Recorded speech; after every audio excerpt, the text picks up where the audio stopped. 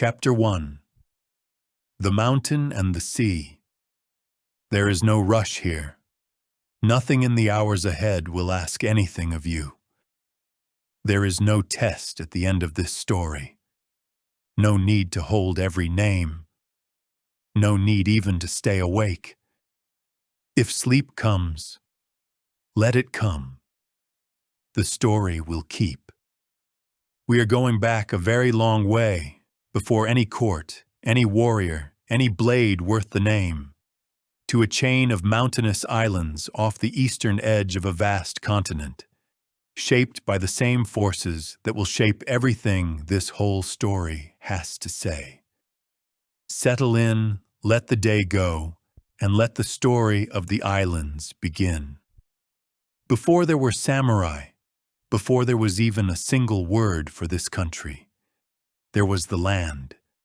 And the land, more than any emperor or general, is the quiet author of everything that follows.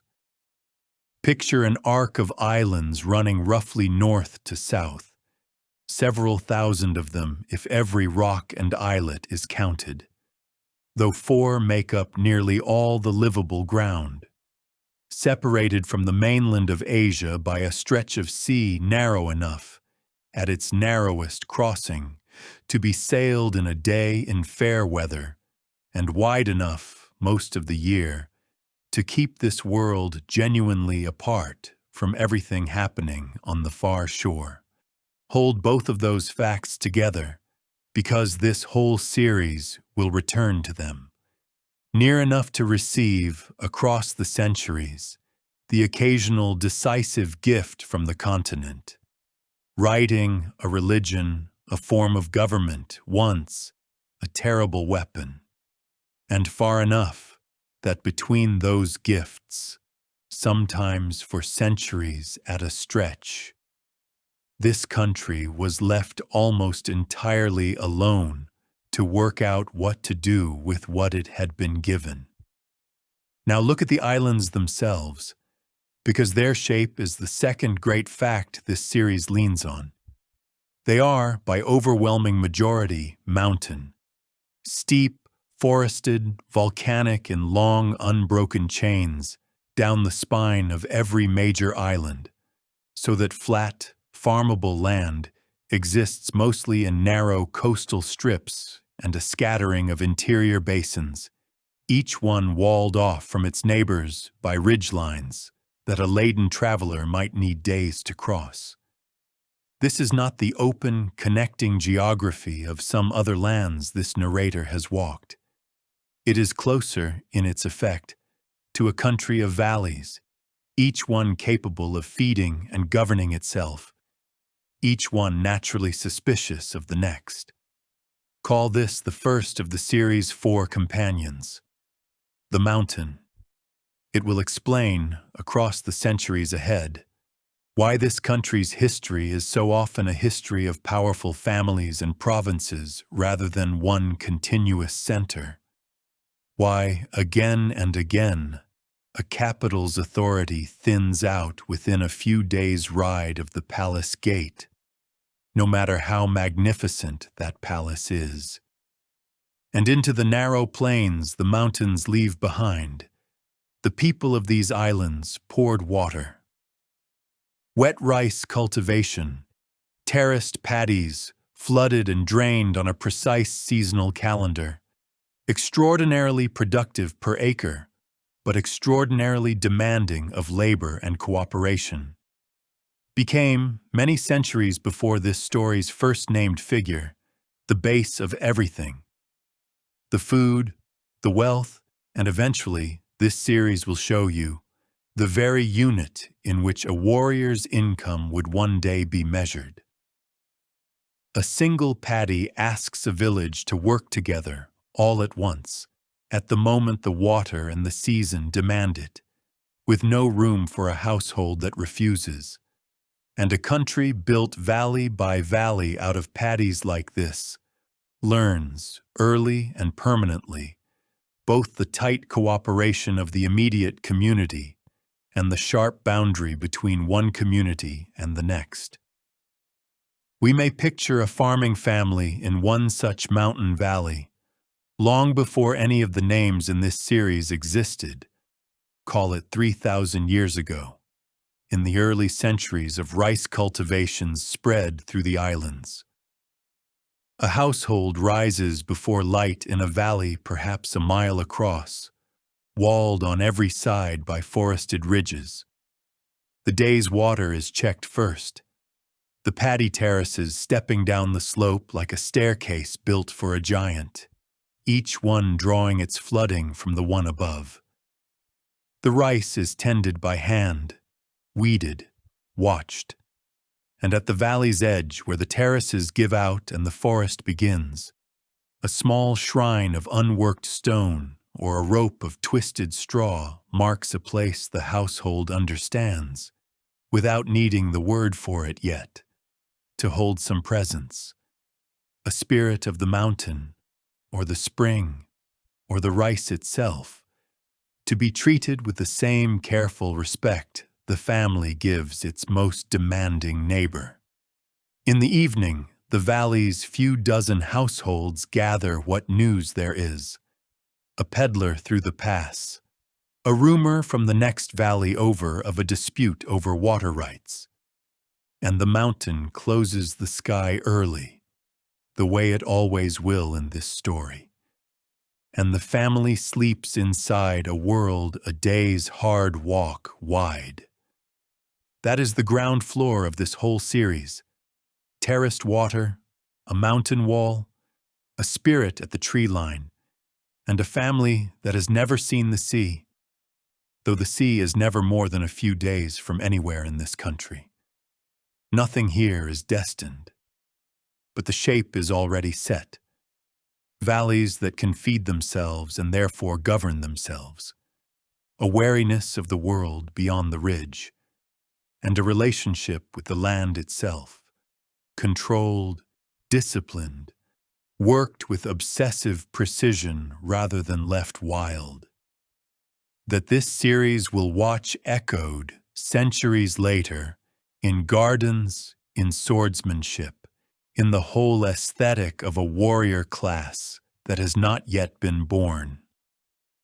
The sea deserves its own word before this chapter closes, because it will not behave in this story the way it behaved in a certain other sea-bound history this narrator has told.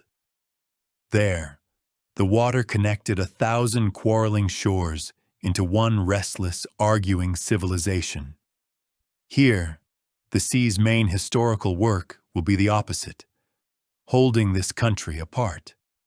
Not sealed, never entirely sealed, and this series will watch the door open at a handful of hinge moments across 13 centuries, each one reshaping everything after it, but closed far more often than open, so that the island's internal drama, the mountain valleys and their jealous lords, gets centuries at a stretch to develop entirely on its own terms, undiluted by whatever is happening on the mainland. Call this the second companion, the sea. Where the mountain divides the country against itself, the sea divides the country from everyone else.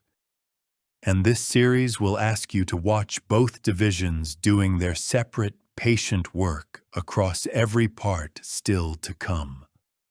One more thing before the story leaves the mountain valley and starts its long climb toward the warriors this whole series is named for. The oldest belief this country ever developed, older than any imported religion, older than any emperor's claim, and never fully displaced by anything that came later, held that the world was simply full of presence. Not one god but countless kami, spirits of a particular mountain, a particular waterfall, a particular ancient tree, or of an ancestor not so very long dead, each to be approached through purity and correct ritual rather than through doctrine or scripture. In the belief of that old tradition, The family at the tree line was not performing a metaphor when it left rice at the small shrine. It was maintaining, the way it maintained its terraces, a relationship that needed tending. This series will name that belief plainly and often, Shinto, the way of the kami, though the name itself is a later word for a much older practice, and will hold it, as it holds every belief in every story it tells, at a respectful distance, reported as what these people held to be true. Never asserted as this narrator's own verdict on what is or was actually out there in the mountain dark. The valleys are about to be gathered, slowly, unevenly, over centuries, into something that will eventually call itself one country, ruled, in its own belief, by a line descended from the sun. That gathering, and the extraordinary court civilization it produces, is the next chapter's work. Rest a moment more in the mountain valley, if you like, while the light goes down over ridgelines that have not yet heard of an emperor, a shogun, or a sword. Chapter 2. The Court of the Rising Sun. The gathering of the valleys into one country happened slowly, and this series will not pretend to trace every step of it, because the earliest centuries survive mostly as legend rather than record. Tradition held that the imperial line descended from the sun goddess Amaterasu through a grandson sent down from heaven to rule the earth, and that the first human emperor took the throne some 26 centuries ago.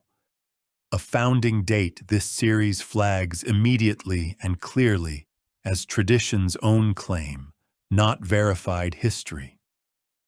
The earliest reigns in the chronicle are almost certainly legendary or composite figures, and most historians place the beginning of a continuously documented imperial succession considerably later, in perhaps the 5th or 6th century of the Common Era, as one clan among several based in the Yamato Plain, near what is now the city of Nara, gradually established itself as first among the valley's rival families, and then, over generations, as ruler of a growing share of the islands.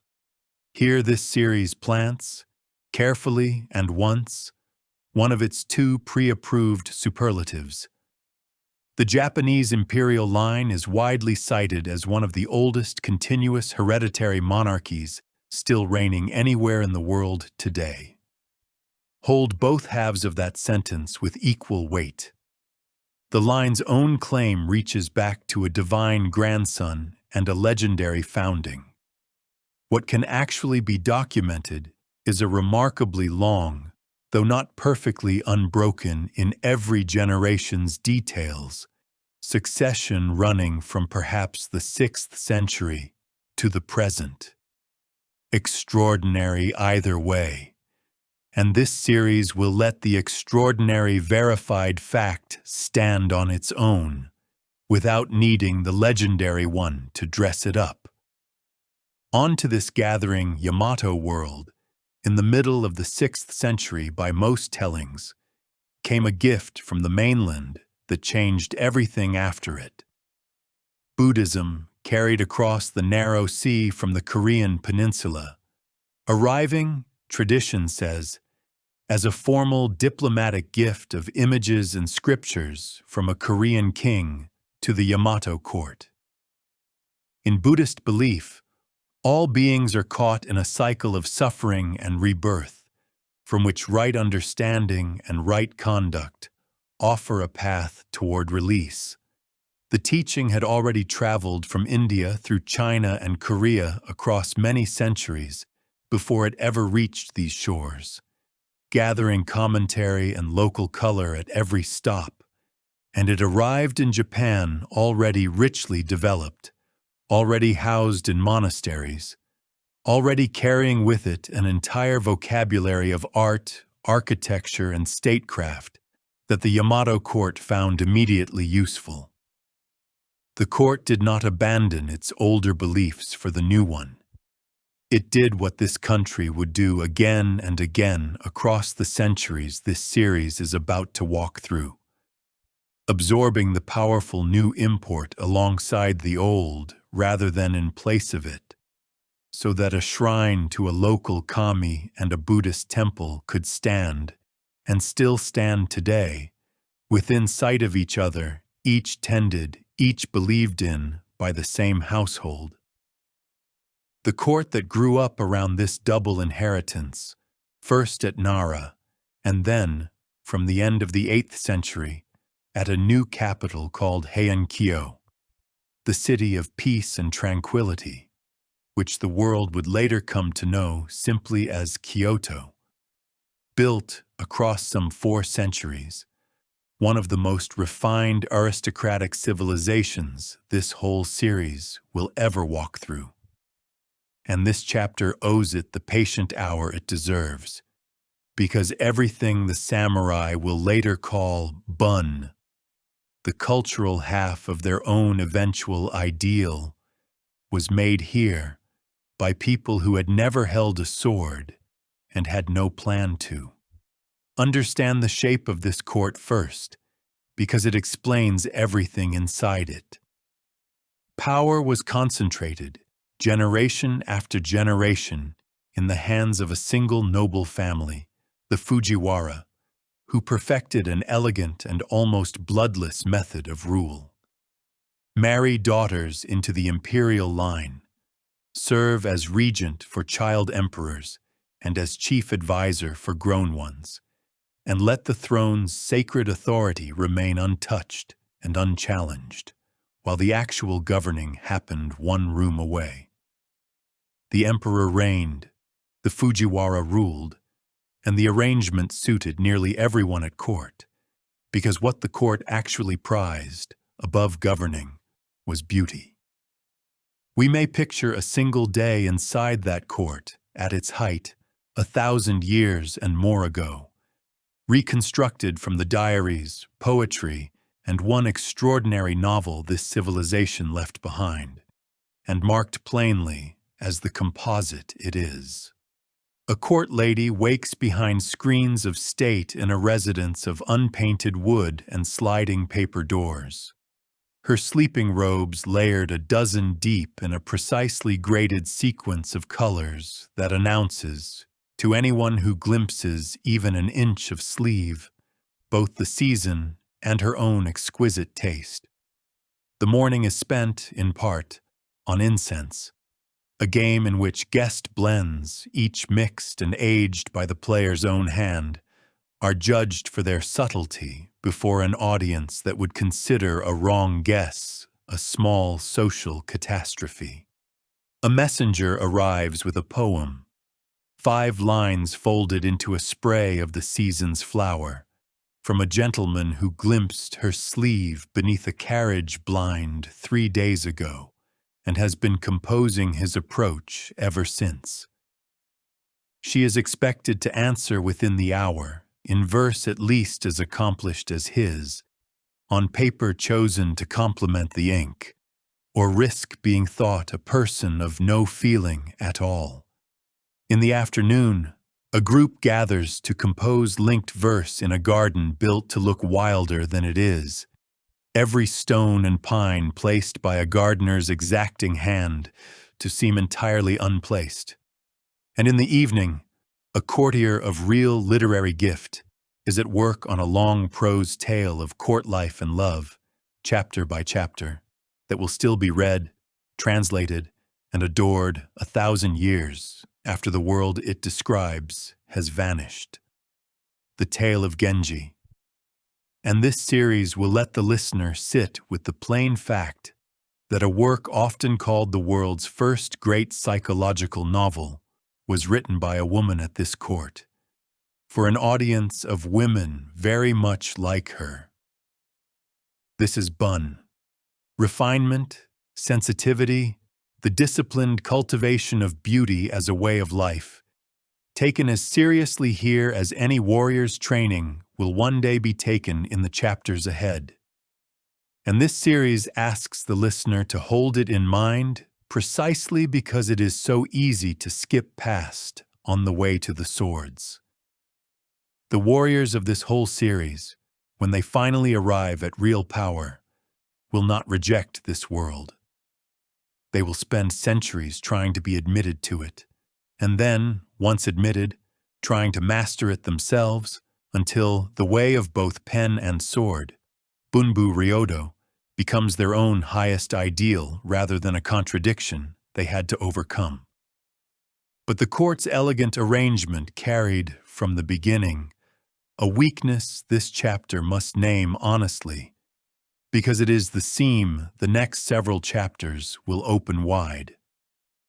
The capital's refined nobility, increasingly absorbed in poetry and precedents, increasingly reluctant to leave the city's pleasures for provincial administration, needed people to actually manage its distant estates, to collect the rice, keep the peace, and put down the occasional local trouble in territories the aristocracy owned on paper, but had, in most cases, never once visited.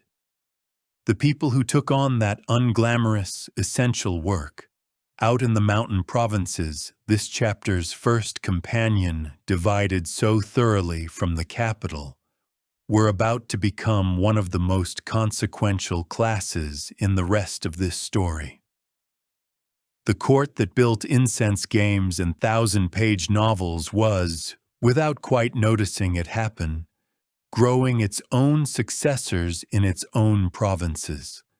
The bow and the horse are waiting in the next chapter, in exactly those provinces. Let the incense settle, and the poem be answered, and let the story turn, gently, from the capital's silk to the countryside's saddle leather. Chapter 3, Bow and Horse in the Provinces. A word must be settled honestly before this chapter goes a single sentence further, because the whole rest of this series depends on it, and popular imagination gets it wrong from the very first syllable.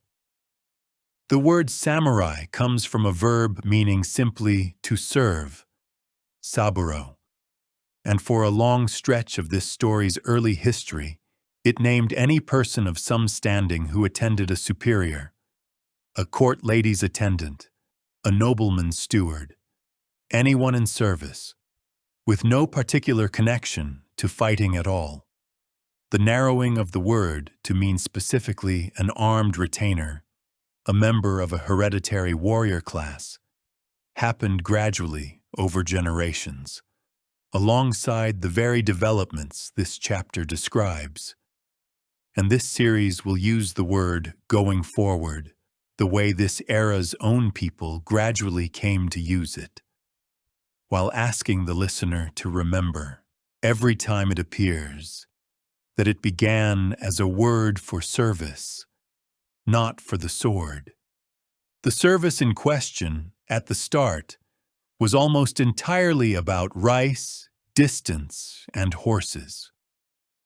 The Heian court's great families and monasteries, as the last chapter said plainly, owned vast private estates, shun, tax-exempt landholdings scattered across the provinces, granted or accumulated over generations, from which flowed the rice, silk, and coin that funded every incense game and every thousand-page romance in the capital. Someone had to actually run these estates, assess the harvest, collect the owed share, keep boundary disputes from becoming boundary wars, and defend the property against bandits, rival claimants, and the periodically restless populations of frontier regions the court's writ barely reached. The people who took on this work, often themselves descended from lesser branches of the very aristocratic and imperial families, whose main lines stayed in the capital, pushed out to the provinces by a court system that had room at the top for only so many, built, region by region, generation by generation, the class this series will now begin calling by its later, narrower name.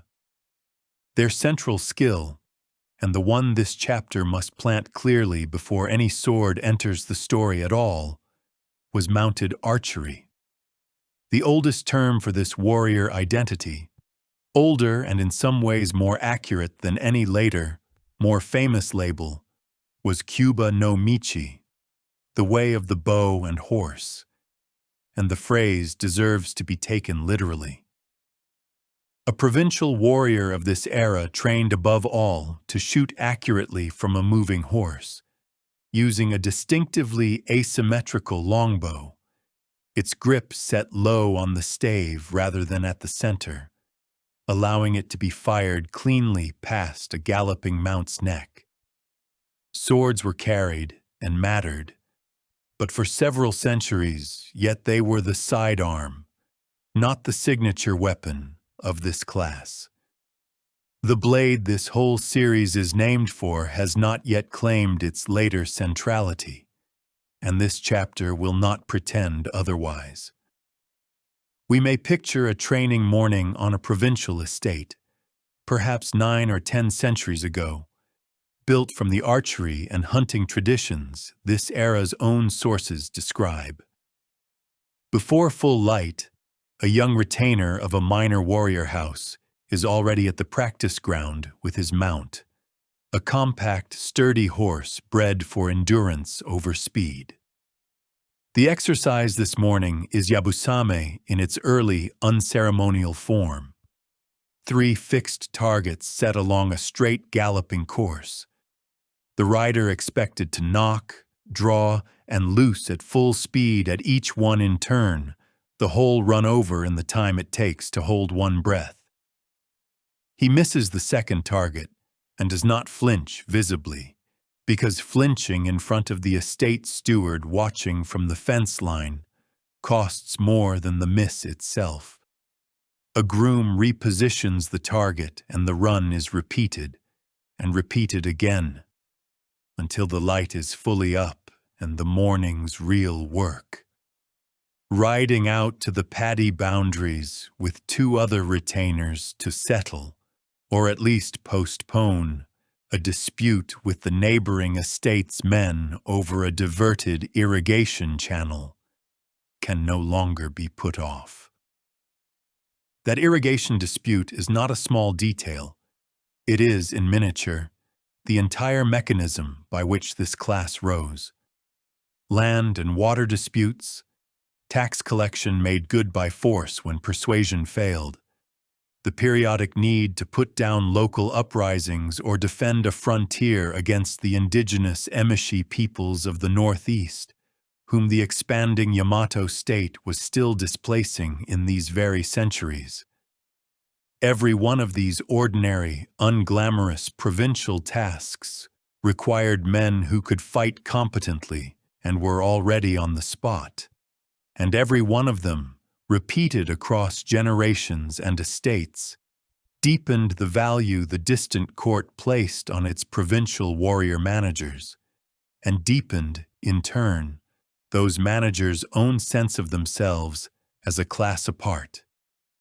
Bound to each other by training, by the code of mutual obligation between a lord and his mounted retainers, and increasingly, by intermarriage and inheritance, into hereditary warrior houses with their own names, their own home provinces, and their own long memories of who owed what to whom. This series must plant here, plainly and for the whole of the story ahead, the first of Decision 4's continuous burdens. The class this chapter is describing did not rise in a vacuum. It rose on the backs of the rice-farming peasantry this series met in Chapter 1, whose harvest, assessed and collected under increasingly effective warrior management, funded the whole system above it. The estate owner's townhouse in the capital, the steward's horses and bow staves, eventually the entire military apparatus this series will spend the rest of its length describing, In some periods and domains of the centuries ahead, a warrior of sufficient rank held a legal privilege named honestly here when it becomes historically significant rather than let it hover unspoken. The right, called kiri sute gomen, to cut down a commoner judged guilty of a serious breach of proper respect. A right bounded, in practice by custom, by the expectation that a warrior could be made to account for an unjustified killing, and by the real social risk of exercising it wrongly, not a standing license any samurai of any rank could invoke freely at any time. This series will not pretend the warrior class this chapter is introducing was simply a group of skilled professionals serving a distant court. It was that, and it was also, from these earliest centuries onward, a class whose entire existence rested on its power over the people who grew its rice. And this series will return to that fact, wherever it is materially present, rather than confining it to one paragraph and moving on.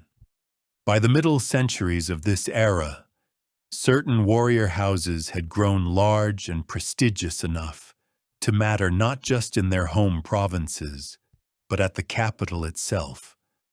None more so than two great clans whose rivalry the next chapter must tell, because it is about to pull the entire warrior class, for the first time, into the very heart of the court.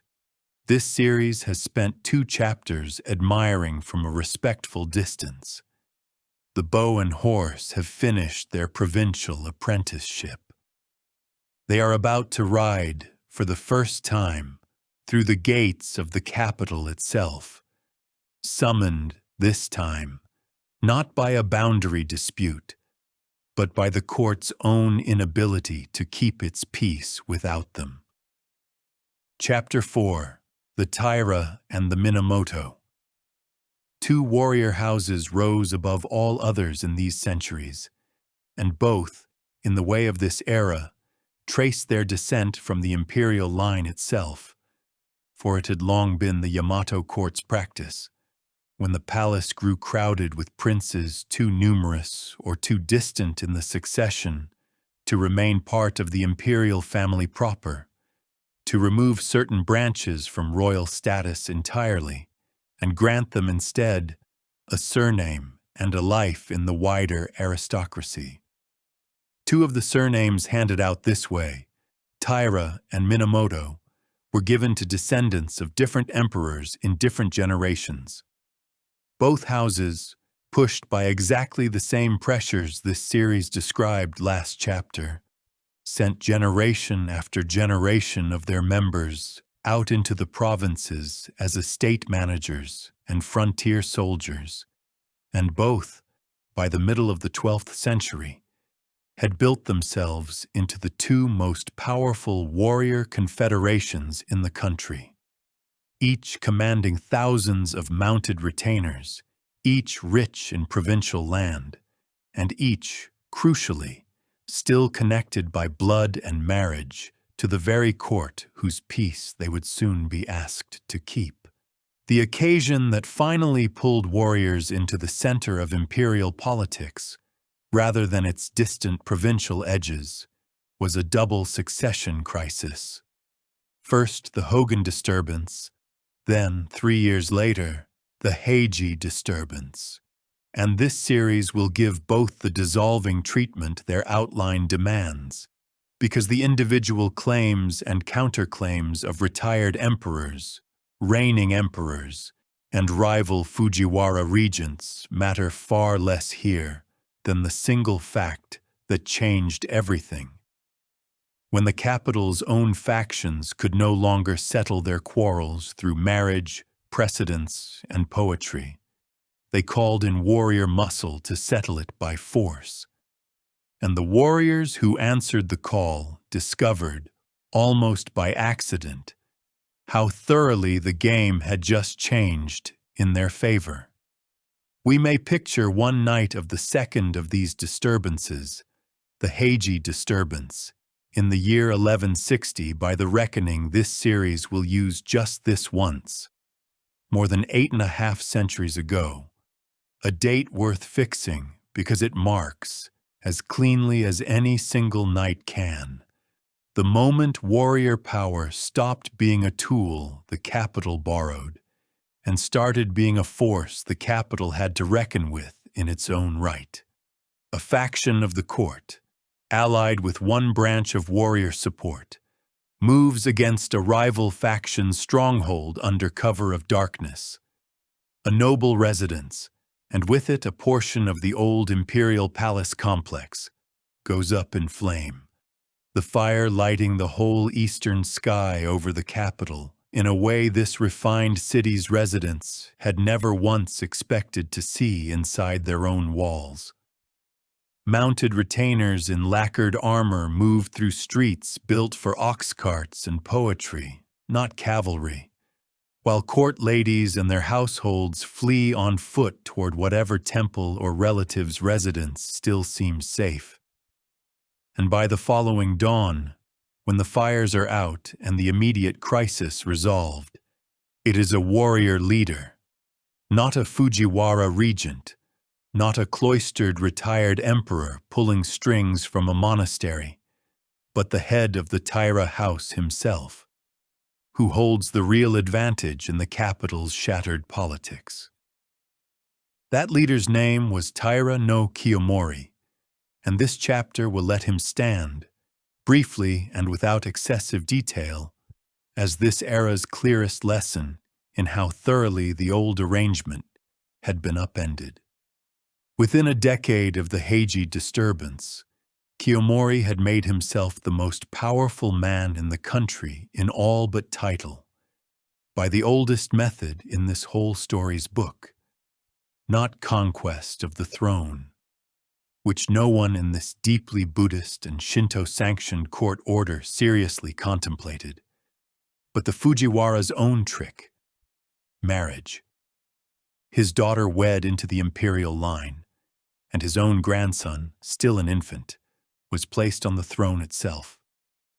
A warrior house, risen from provincial estate management within living memory, now sat where only the oldest court blood had ever sat before. The capital's nobility, watching a family they had once considered provincial muscle now dictating imperial succession, did not take the reversal calmly. And the house they increasingly looked to as a counterweight was the Taira's great rival, the Minamoto, whose own head had been killed in the very disturbance that made Kiyomori's rise possible, and whose surviving sons had been exiled, as boys, to distant provinces, to grow up nursing exactly the kind of grievance this whole series has learned to watch for. One of those exiled boys was named Minamoto no Yoritomo, and this chapter will introduce him now only to let him wait, as he himself was made to wait for 2 decades in provincial exile. For the war the next chapter must tell in full. The Taira, at the height of Kiyomori's power, held the child emperor, the capital, and the appearance of unassailable dominance. What they did not hold, as the old aristocracy's grievance and the Minamoto's patient exile began, in these same years, to converge, was the country's actual loyalty. And this series will close this chapter exactly where the era's own chroniclers close it, on the edge of a reckoning that both great warrior houses, without quite intending it, had spent 2 disturbances and 2 decades building toward. The rivalry has ripened into something the capital's old methods can no longer contain or absorb. The next 5 years will decide, by open war rather than marriage and precedence, which warrior house rules Japan, in fact, if not yet quite in name, and the war itself will end. This series can promise now, not on any battlefield the capital's poets would have recognized, but far out at sea, in a strait this whole story will return to at its very close. The Genpei War is next. Chapter 5. The Genpei War. The war between the Taira and the Minamoto houses ran 5 years, from 1180 to 1185, and this series will tell it the way it tells every war. In outcome, at a documented remove, with the source's own nature flagged honestly before a single scene is built from them. The great chronicle of this conflict, the tale of the Heike, was composed and reworked over generations after the events it describes, recited aloud by traveling performers to the accompaniment of a lute-like instrument long before it was ever fixed in writing. And it reads, throughout, as much like literature as like history. A magnificent, sorrowful meditation on the impermanence of worldly glory, opening with a line about the tolling of a temple bell that still echoes the sound of all things passing away, as much as it is a record of who marched where and when.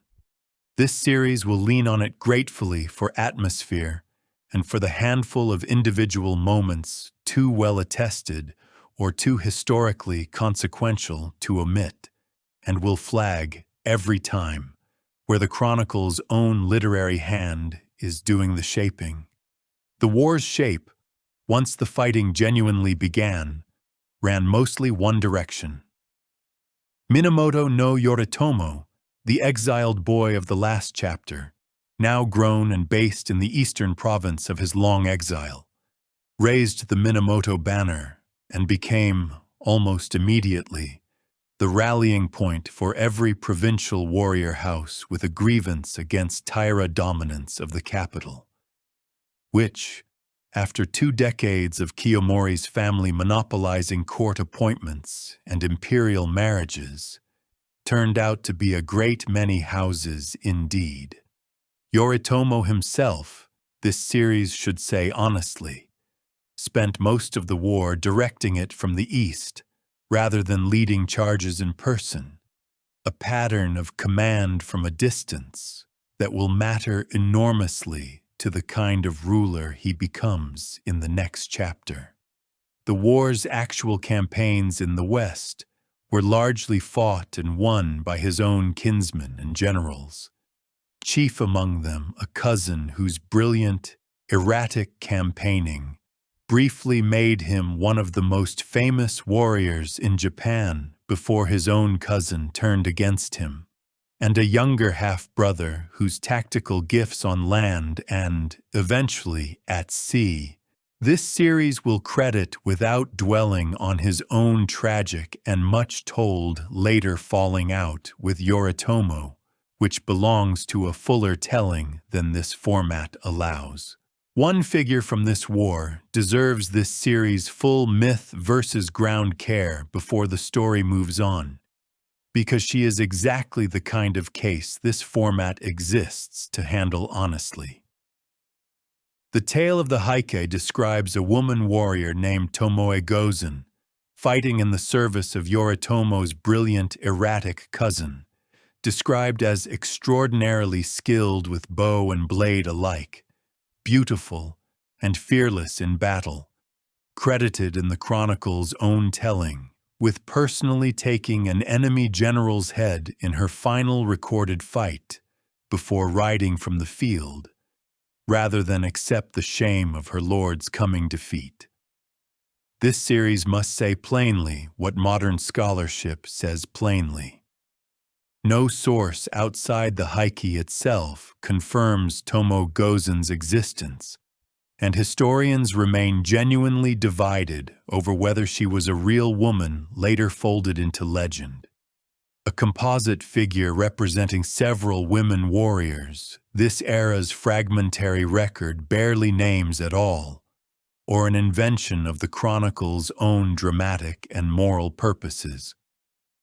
This series will not resolve that question, because it cannot be resolved with what survives. It will do what this whole format always does with a story this good and this uncertain, and hold her exactly at that distance. A name the tradition remembers, a woman the ground cannot confirm. The war's military turning points in outcome.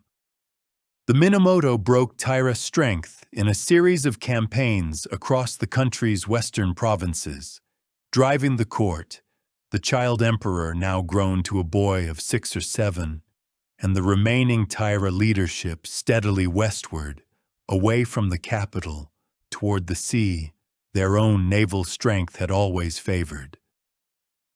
And there, in the narrow strait between the main island and the smaller island to its south, at a place called Dan no Ura, the war ended in a single day's naval battle in the spring of 1185, more than 8 centuries ago. That this series must give its full, honest paragraph, because what happened there is one of the most genuinely wrenching moments this entire series will ask the listener to sit with.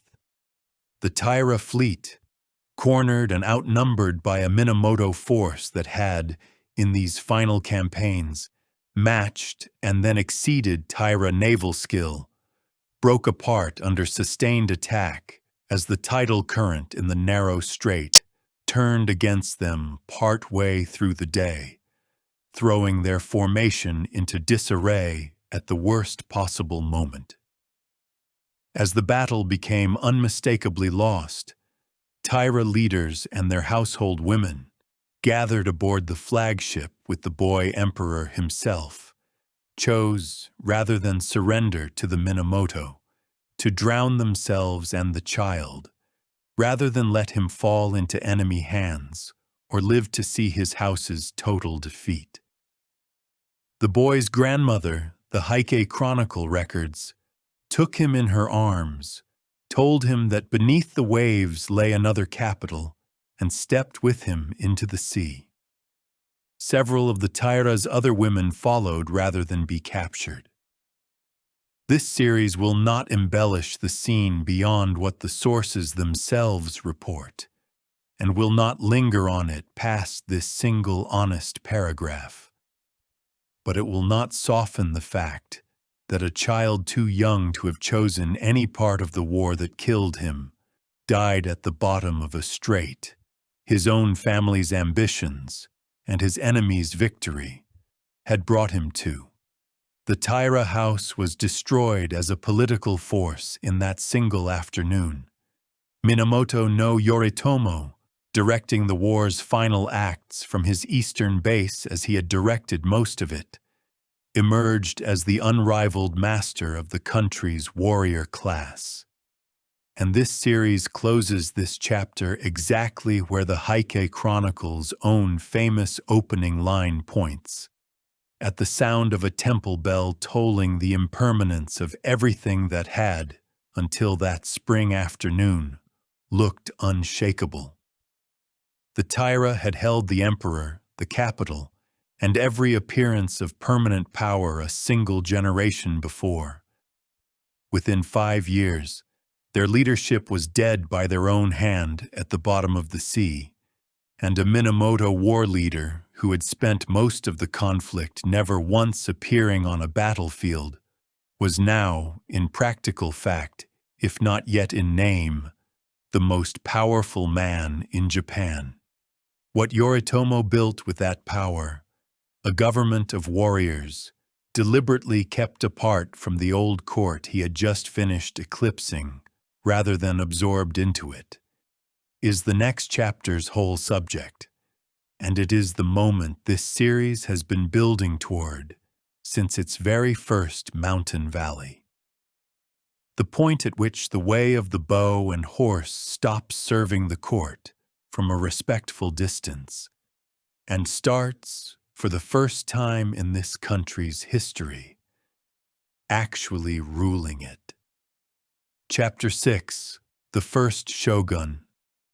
Minamoto no Yoritomo, having destroyed the Taira and eliminated, with a coldness this series will not soften, Both his own brilliant cousin and his own gifted half-brother, once their usefulness to him was spent, and their popularity began to look like rivalry, faced a choice that no warrior leader in Japan's history had faced quite so completely before him. What does absolute military power actually do with itself once it has won? The obvious answer, to a court-trained eye, might have been to do what Taira no Kiyomori had done a generation earlier: move to the capital, marry into the imperial line, and rule from inside the old aristocratic system Kiyomori had so nearly captured. Yoritomo chose differently, and the choice defines this whole part of the series. He remained in the east, in the small coastal town of Kamakura, roughly 300 miles from Kyoto by the roads of that era, and built there, deliberately apart from the capital's court, its incense games, and its centuries of accumulated protocol, an entirely new kind of government.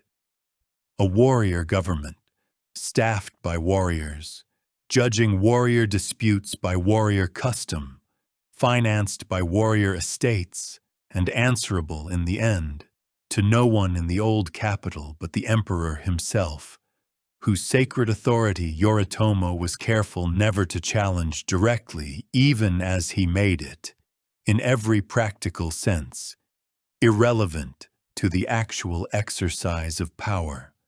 The title he eventually received from the emperor, in the year the traditional textbooks give as 1192, was Sei-i Taishogun, Commander-in-Chief against the Eastern Barbarians, an old title originally granted to generals campaigning against the Emishi peoples of the northeastern frontier.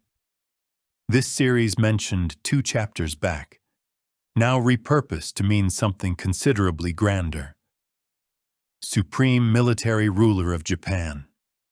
The historian's modern shorthand for which is simply shogun. This series should flag, honestly, that many historians today prefer to date the actual founding of Yoritomo's warrior government several years earlier, to 1185, the very year of Dan no Ura, when Yoritomo secured the right to appoint warrior stewards and constables across the country's provinces, the institutional machinery of rule, rather than to 1192's ceremonial title, which merely confirmed in name what had already been true in fact for years. This series will use 1185 as the working hinge, and note 1192 as the traditional date the older textbooks favor, so the listener is equipped either way. What this new government, the Kamakura shogunate, actually established was a genuinely novel arrangement this series must explain plainly, because it will govern most of the rest of this story. 2 centers of authority, operating side by side rather than one replacing the other. In Kyoto, the emperor and his court continued exactly as before. The poetry, the ritual, the Shinto and Buddhist ceremonies only an emperor descended, in his own house's belief, from the sun goddess herself could properly perform. The whole elaborate machinery of a civilization this series spent an entire chapter admiring. In Kamakura, 300 miles away, the actual machinery of law, land tenure, and military organization now ran through the shogun's own council, staffed by the warrior houses who had fought for Yoritomo and now expected, and largely received, secure confirmation of their provincial land rights in return. The emperor reigned in unbroken sacred continuity. The shogun ruled in practical fact, and this dual arrangement, astonishing as it may sound to a listener used to simpler chains of command, would define Japanese government, in one form or another, for nearly 700 years from this point forward. The emperor's court never once abolished. The shogunate's own occupants changing dramatically across the centuries this series has yet to walk through. We may picture a morning at the Kamakura shogunate's council hall in the years just after its founding, a scene this series builds from what the era's own administrative records describe of the institution's daily business. The hall itself is plain by the old capital's standards. Timber and packed earth rather than painted screens and layered silk. And the men gathered in it this morning are provincial warriors first and administrators second. Several still in riding dress from estates a hard day's ride away, settling a boundary dispute between two warrior households with the same blunt directness this series watched a much humbler version of 2 chapters ago on a provincial training ground. Testimony taken, precedent cited, a ruling issued that both parties are expected to accept because the alternative is losing the shogun's confirmation of their land rights entirely. This is government by and for warriors, built on exactly the estate management skills this whole class had spent 2 centuries perfecting in the provinces. And it is, this series should note plainly, considerably more responsive to the concerns of ordinary warrior households than the distant, poetry-absorbed court had ever managed to be. Yoritomo himself did not live long to enjoy what he had built. He died, by most accounts from a riding accident, within a decade of his formal appointment as shogun, and the government he founded very nearly did not survive his death intact, because his own heirs proved considerably less capable than he had been. What actually held the Kamakura shogunate together through this dangerous transition, and this series now seats her exactly where the record earns her a seat, was his widow.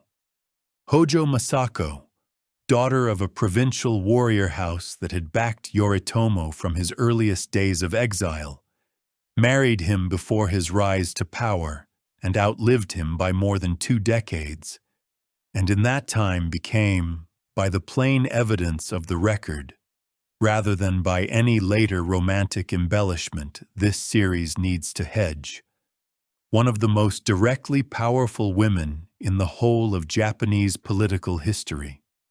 After Yoritomo's death, as first one and then a second of her own sons, proved unable to hold the shogunate's factions together, Masako effectively ran the government herself, backing her birth family's rise to the office of regent for a line of shoguns who were, from this point forward, often kept deliberately young, ceremonial, and controlled.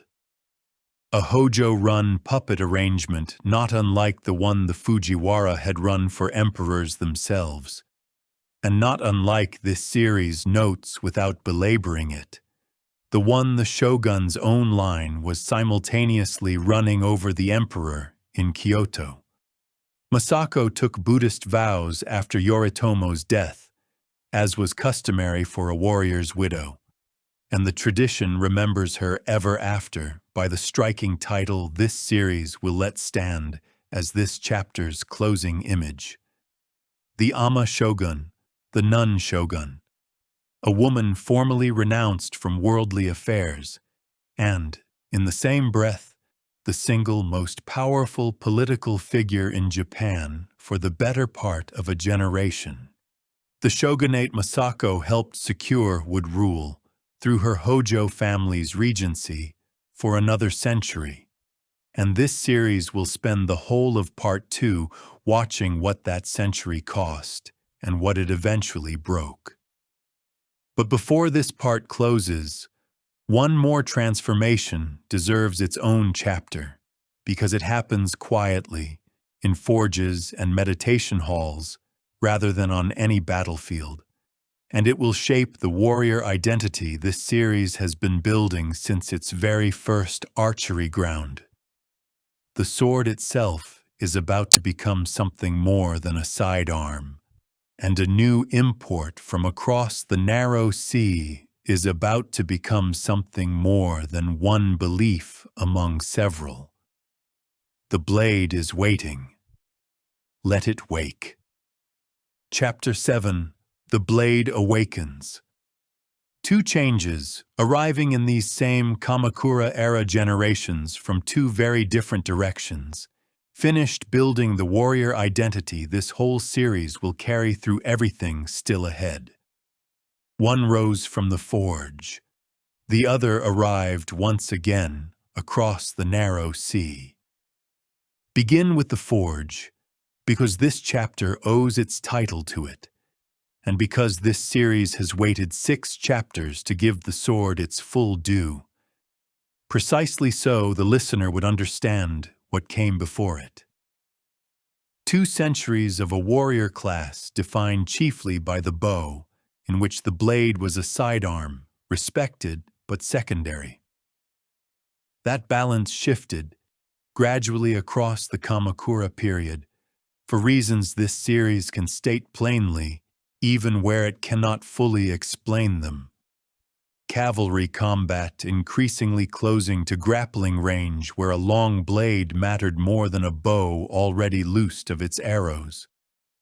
A warrior culture increasingly concentrated in Kamakura itself and patronizing its smiths directly, and a craft tradition that, given sustained elite demand across these generations, simply got extraordinarily good at what it did.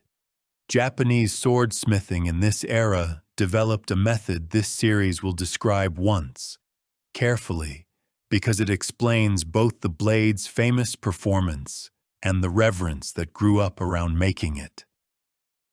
A smith worked with steel of deliberately uneven carbon content, folding and refolding the heated metal upon itself dozens of times over the course of the forging. Not, as popular legend sometimes exaggerates, to multiply the steel into millions of impossible layers, but to distribute impurities evenly and refine the metal's structure through the folding process itself, producing a laminated blade of extraordinary consistency. The finished sword was then clay-coated unevenly along its length before a final quenching, a thicker coat along the spine, a thinner one along the cutting edge, so that the edge cooled faster than the spine and hardened into a harder, more brittle steel, while the spine cooled more slowly into a softer, more flexible one, giving the completed blade both an edge capable of holding a genuinely remarkable sharpness and a spine resilient enough not to shatter under the shock of a real strike. This series plants here, once and plainly, its second pre-approved superlative. Japanese swordsmithing of this and later eras is widely regarded as among the most refined edge weapon metallurgy achieved anywhere before the industrial age, a claim resting on the documented technical sophistication of the method just described, not on any claim that the sword was somehow magical or unbeatable in the hands of every warrior who ever carried one. We may picture a forge on the eve of a single sword's completion, built from the traditions this craft still openly practices and describes today. The smith has fasted and purified himself according to Shinto custom before beginning work on a blade intended for a warrior of real standing, treating the forge itself as something closer to a shrine than a workshop. Ropes of sacred straw hung at its entrance, exactly as they hang at the boundary of any consecrated ground. An apprentice works the bellows while the smith folds and hammers steel already heated, past the point where an untrained eye could judge its readiness by anything but the color of the glow and the sound the hammer makes on contact. The clay coating goes on by feel, built up over years of a smith's own trained hands rather than any measured formula written down and handed to the next generation. And at the final quench, plunging the glowing blade into a trough of water held at a temperature the smith judges, again, purely by experience, the forge falls entirely silent, because this is the single moment in the whole long process that can ruin months of work in less than a second, and every person present understands it. This series names the sentiment plainly, because the tradition itself names it this way. The sword, in the belief that grew up around blades made this carefully, was understood to hold something of its maker's own discipline and something of its bearer's own spirit. The sword is the soul of the samurai, is this culture's own later phrase for the idea, and this series plants it here, at the forge, rather than waiting for the more famous centuries ahead to introduce it. Call this the third of the series' 4 companions, the blade. The second change of this chapter arrived, as this series promised, once again by sea, though this time not as a diplomatic gift to a distant court, but as a teaching that found its most receptive audience precisely among the warrior class Kyoto's old court had never fully welcomed. Zen Buddhism, a school of Buddhist practice emphasizing direct meditation over scriptural study, seated stillness over elaborate ritual, arrived and took vigorous root in Japan during these same Kamakura-era generations. Carried by monks traveling between Japan and China, and taken up enthusiastically by the Kamakura shogunate's own leadership, who found in it something the older, more ornate Buddhist schools associated with the Heian court had never quite offered. A discipline that seemed to speak directly to a warrior's own daily reality. A practice aimed not at doctrinal mastery, but at a state of settled, unclouded attention that a swordsman, an archer, or a general making a life-or-death decision under pressure could recognize immediately as useful in the most literal sense. This series must frame the connection carefully, exactly as Decision 6 requires. In the Buddhist teaching, Zen emphasized, all things are impermanent. The self's attachment to permanence is the root of suffering, and a mind trained through disciplined meditation to accept impermanence without flinching from it could, in principle, act in combat as much as in any other extremity, without the hesitation that fear of death or attachment to outcome usually produces.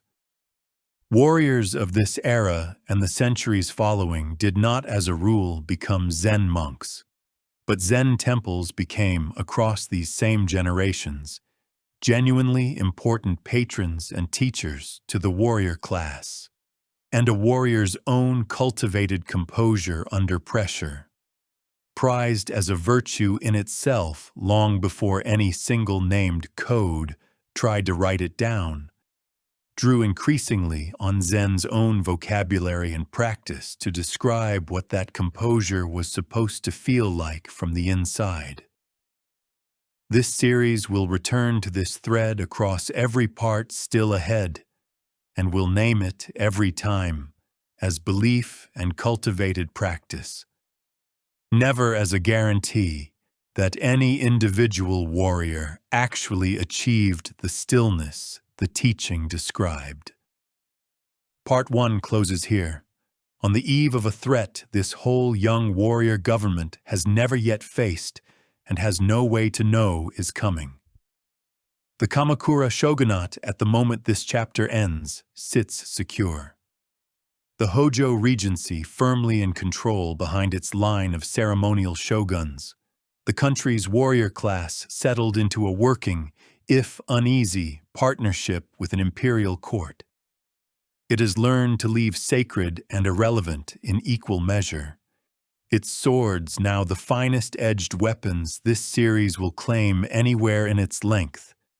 Its warriors increasingly shaped by a Zen discipline that prizes calm in the face of whatever comes. What is coming across the narrow sea, this chapter's forge and meditation hall have both, in their different ways, been quietly answering, is larger than anything this young government has ever had to organize against.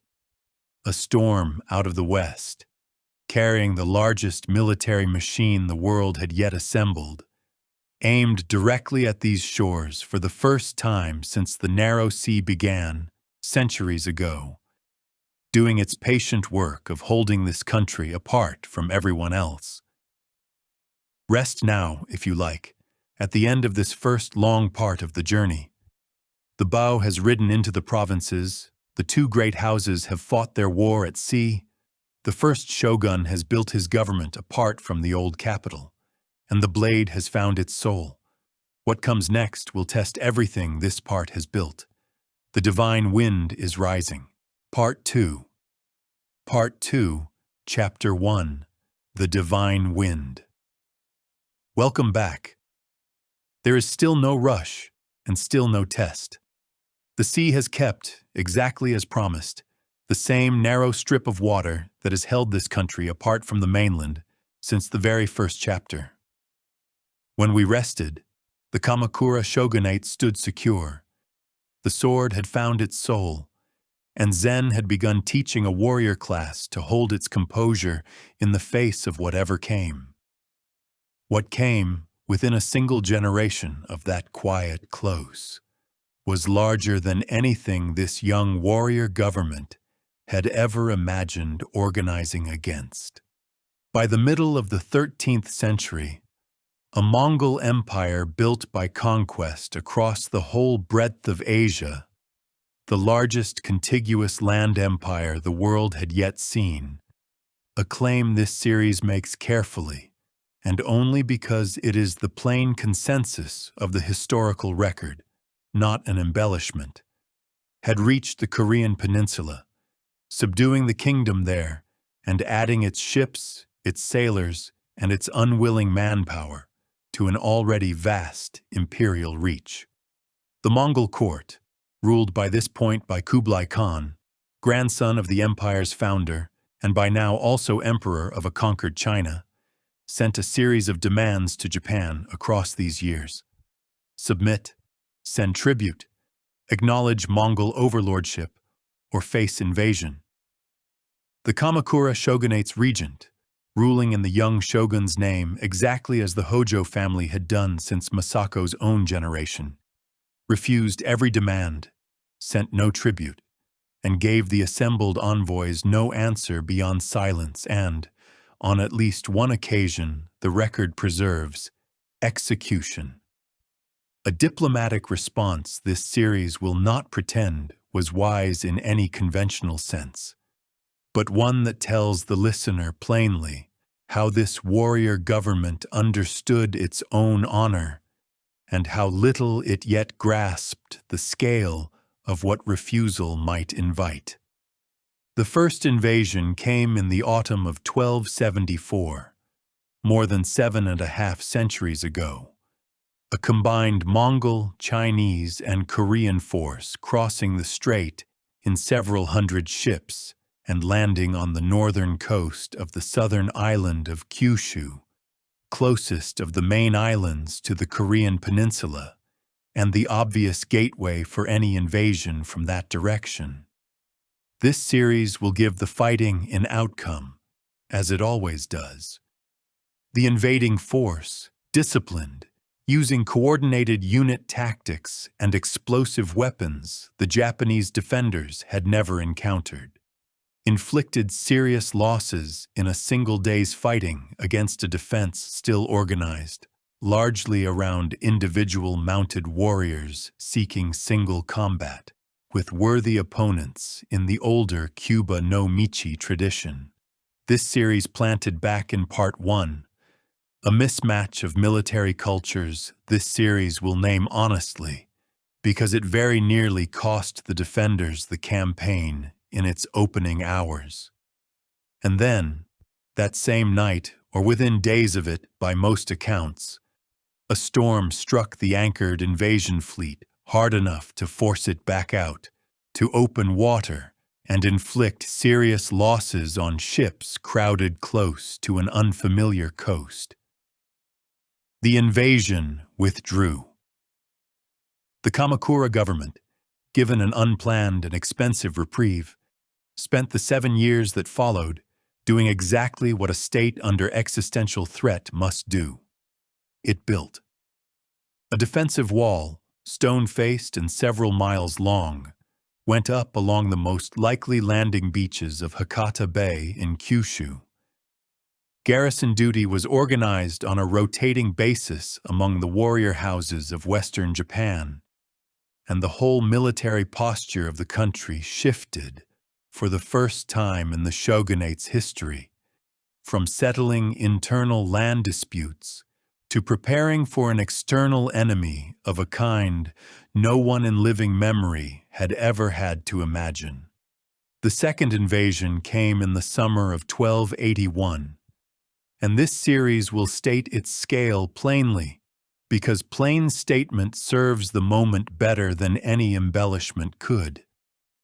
A combined force drawn from both the Korean peninsula and in a second and larger fleet from conquered southern China, together numbering, by most historians' estimates, well over 100,000 men, one of the largest seaborne invasion forces assembled anywhere in the world before the modern era. The wall held the invaders to a narrow, contested beachhead for weeks of grinding fighting the shogunate's defenders, better prepared this time and reinforced by the coastal fortifications the intervening years had bought, managed to sustain at heavy cost on both sides. And then, in early autumn, a typhoon of exceptional violence struck the anchored fleets directly, driving ships onto rocks, sinking others at anchor, and by most accounts destroying a substantial portion of the invasion force before it could complete its landing. This series must handle what happened next with exactly the care Decision 6 requires, because it is one of the most consequential belief claims in the whole of Japanese history. In the belief of the defenders and of the country at large in the generations following, the storms that scattered both invasions were not chance weather but kamikaze. Divine wind, the intervention of the kami this series met in its very first chapter, roused to defend the land they inhabited against a foreign enemy that threatened it. Shrines across the country had been offering prayers for exactly this outcome throughout both crises, and their priesthoods claimed afterward direct credit for the result.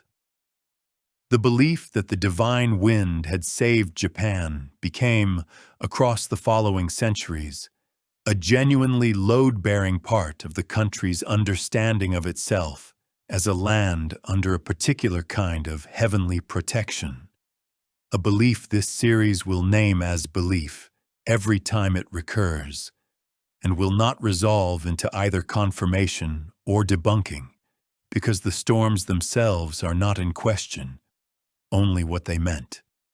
What can be said as plain historical fact, distinct from the belief the storms generated, is that Japan was not conquered by the Mongol Empire, at a moment when very few societies these Mongol campaigns turned against anywhere in Eurasia had managed to say the same.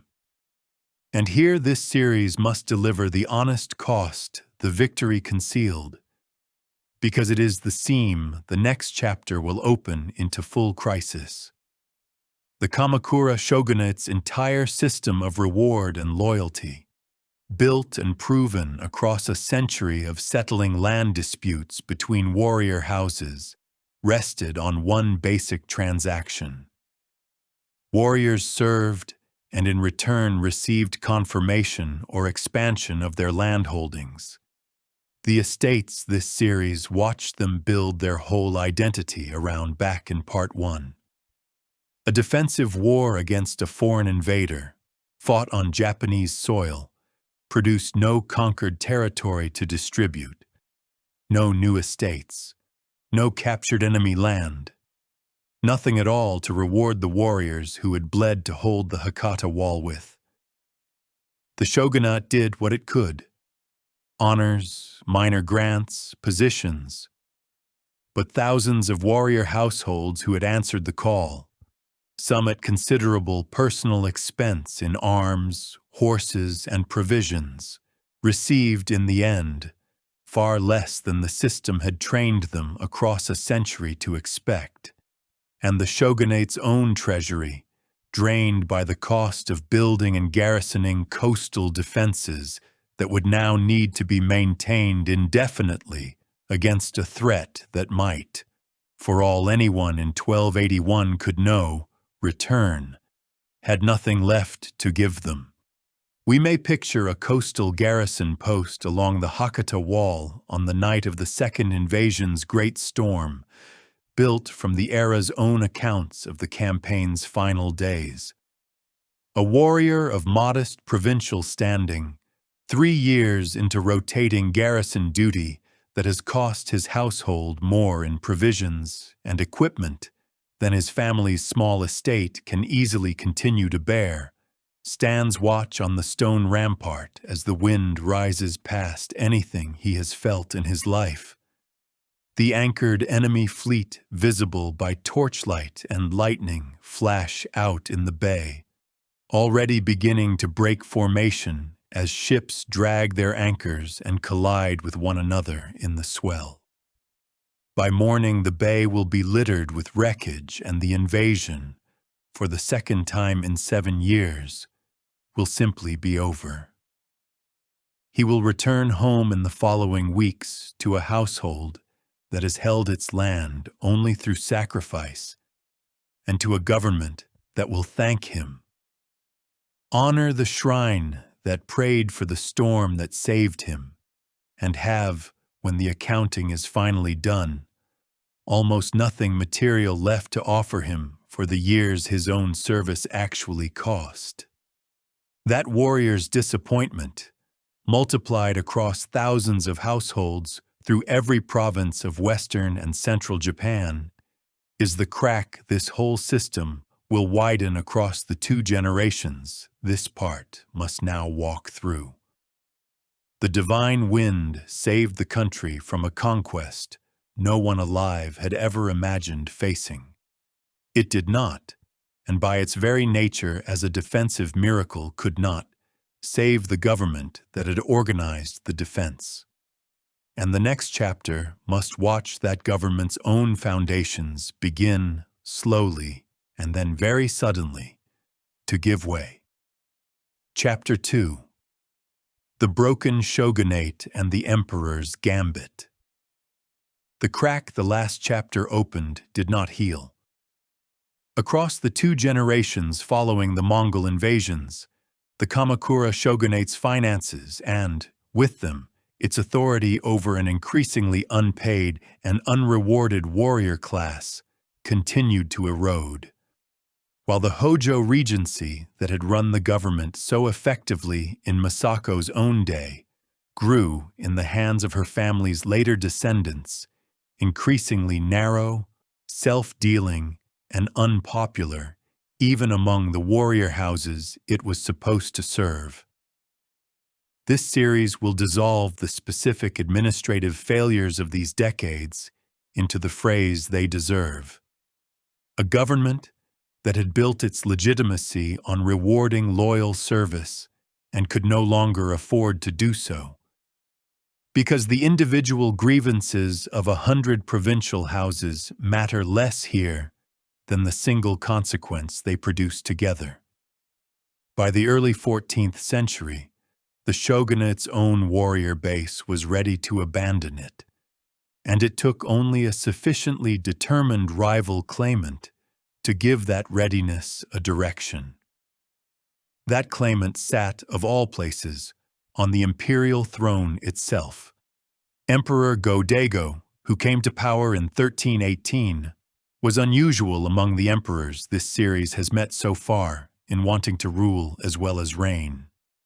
To end, in effect, the entire arrangement this series described back in Part 1, in which the imperial court's sacred authority and the shogunate's practical power operated as two separate systems answering to no one but each other.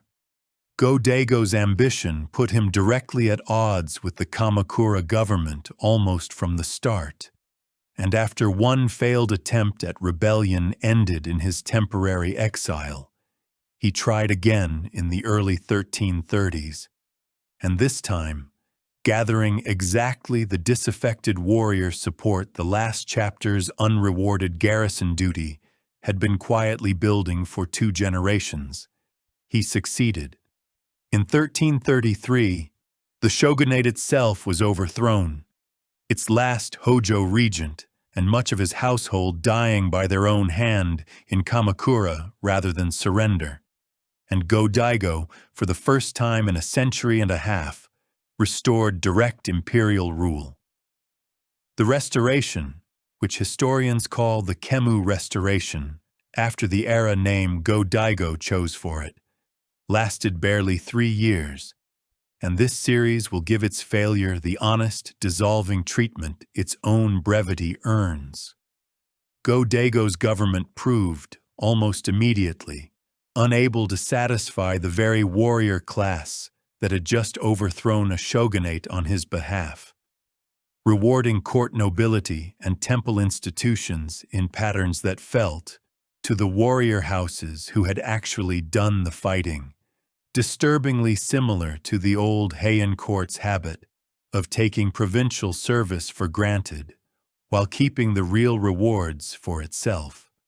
Chief among the disappointed was a warrior leader named Ashikaga Takauji, who had commanded much of the military effort that toppled Kamakura, and who, finding his own reward inadequate to his contribution, turned against the emperor he had just restored, drove Go-Daigo from the capital, installed a rival claimant from a different branch of the imperial line on the throne in his place, and had himself declared shogun in 1338, founding, with that title, the Ashikaga shogunate, based once again, unlike Kamakura's deliberate distance, in the old capital of Kyoto itself. Go-Daigo did not simply accept defeat.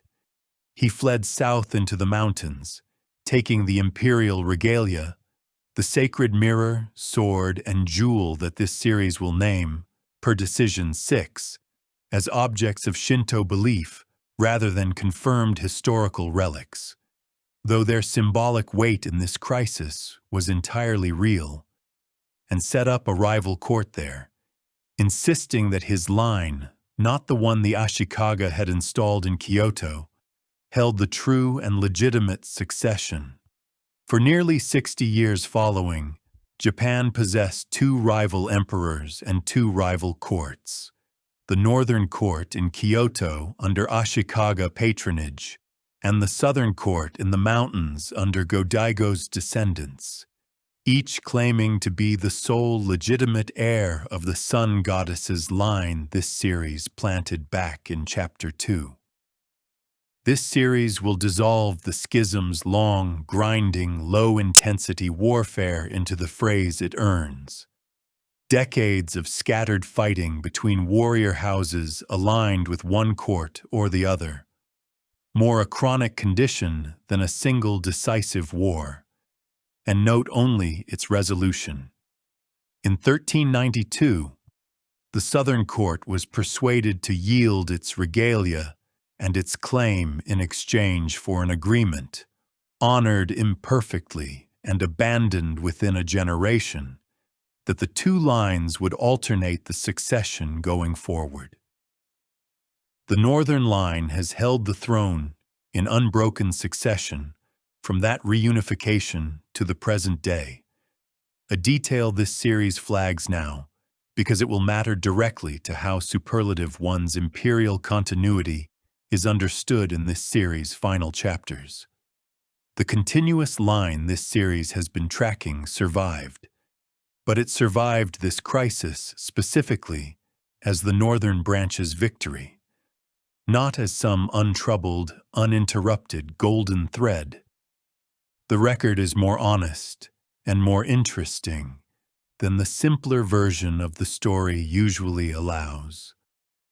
What the Ashikaga shogunate actually governed, once the schism finally closed, deserves this series' honest assessment before the next chapter's cultural glories can be properly appreciated, because those glories grew directly out of the government's own central weakness.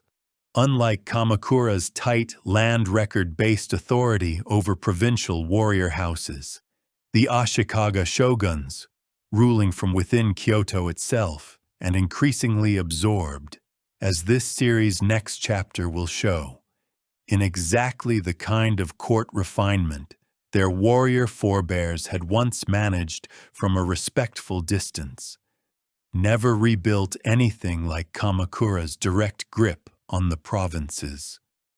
Regional military governors, called shugo, originally appointed by the shogunate to administer and defend individual provinces, grew across these same generations into increasingly independent regional lords in their own right, collecting taxes, raising private armies, and treating their nominal governorships as hereditary possessions rather than delegated offices answerable to Kyoto.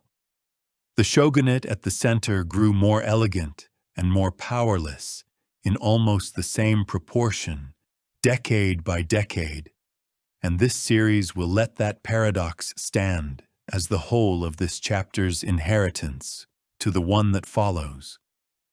A government whose court, in the chapter just ahead, will produce some of the most refined and enduring art this entire civilization ever made, presiding the entire time over a country quietly and steadily coming apart beneath it. Rest a moment on that paradox before the story turns to it directly, because it is genuinely strange and genuinely true at once. The same decades that will produce the tea ceremony, the rock garden, and the no stage in their mature and lasting forms are the decades in which the shogunate that patronized all of it was steadily losing the ability to govern anything much beyond the palace grounds where the art was being made. The Silver Pavilion is waiting, and so, not far behind it, is the war that will finally show everyone exactly how empty the center has become. Chapter 3: The Silver Pavilion and the Empty Center. The Ashikaga shoguns, ruling from Kyoto and increasingly indistinguishable in their daily habits, from the aristocratic court their own warrior forebears had once served from a respectful provincial distance, became across the 14th and 15th centuries some of the most consequential patrons of the arts this whole series will ever encounter.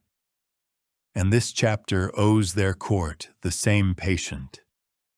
Admiring Our Part 1 gave the Heian aristocracy, because what was made in these decades did not fade with the government that funded it.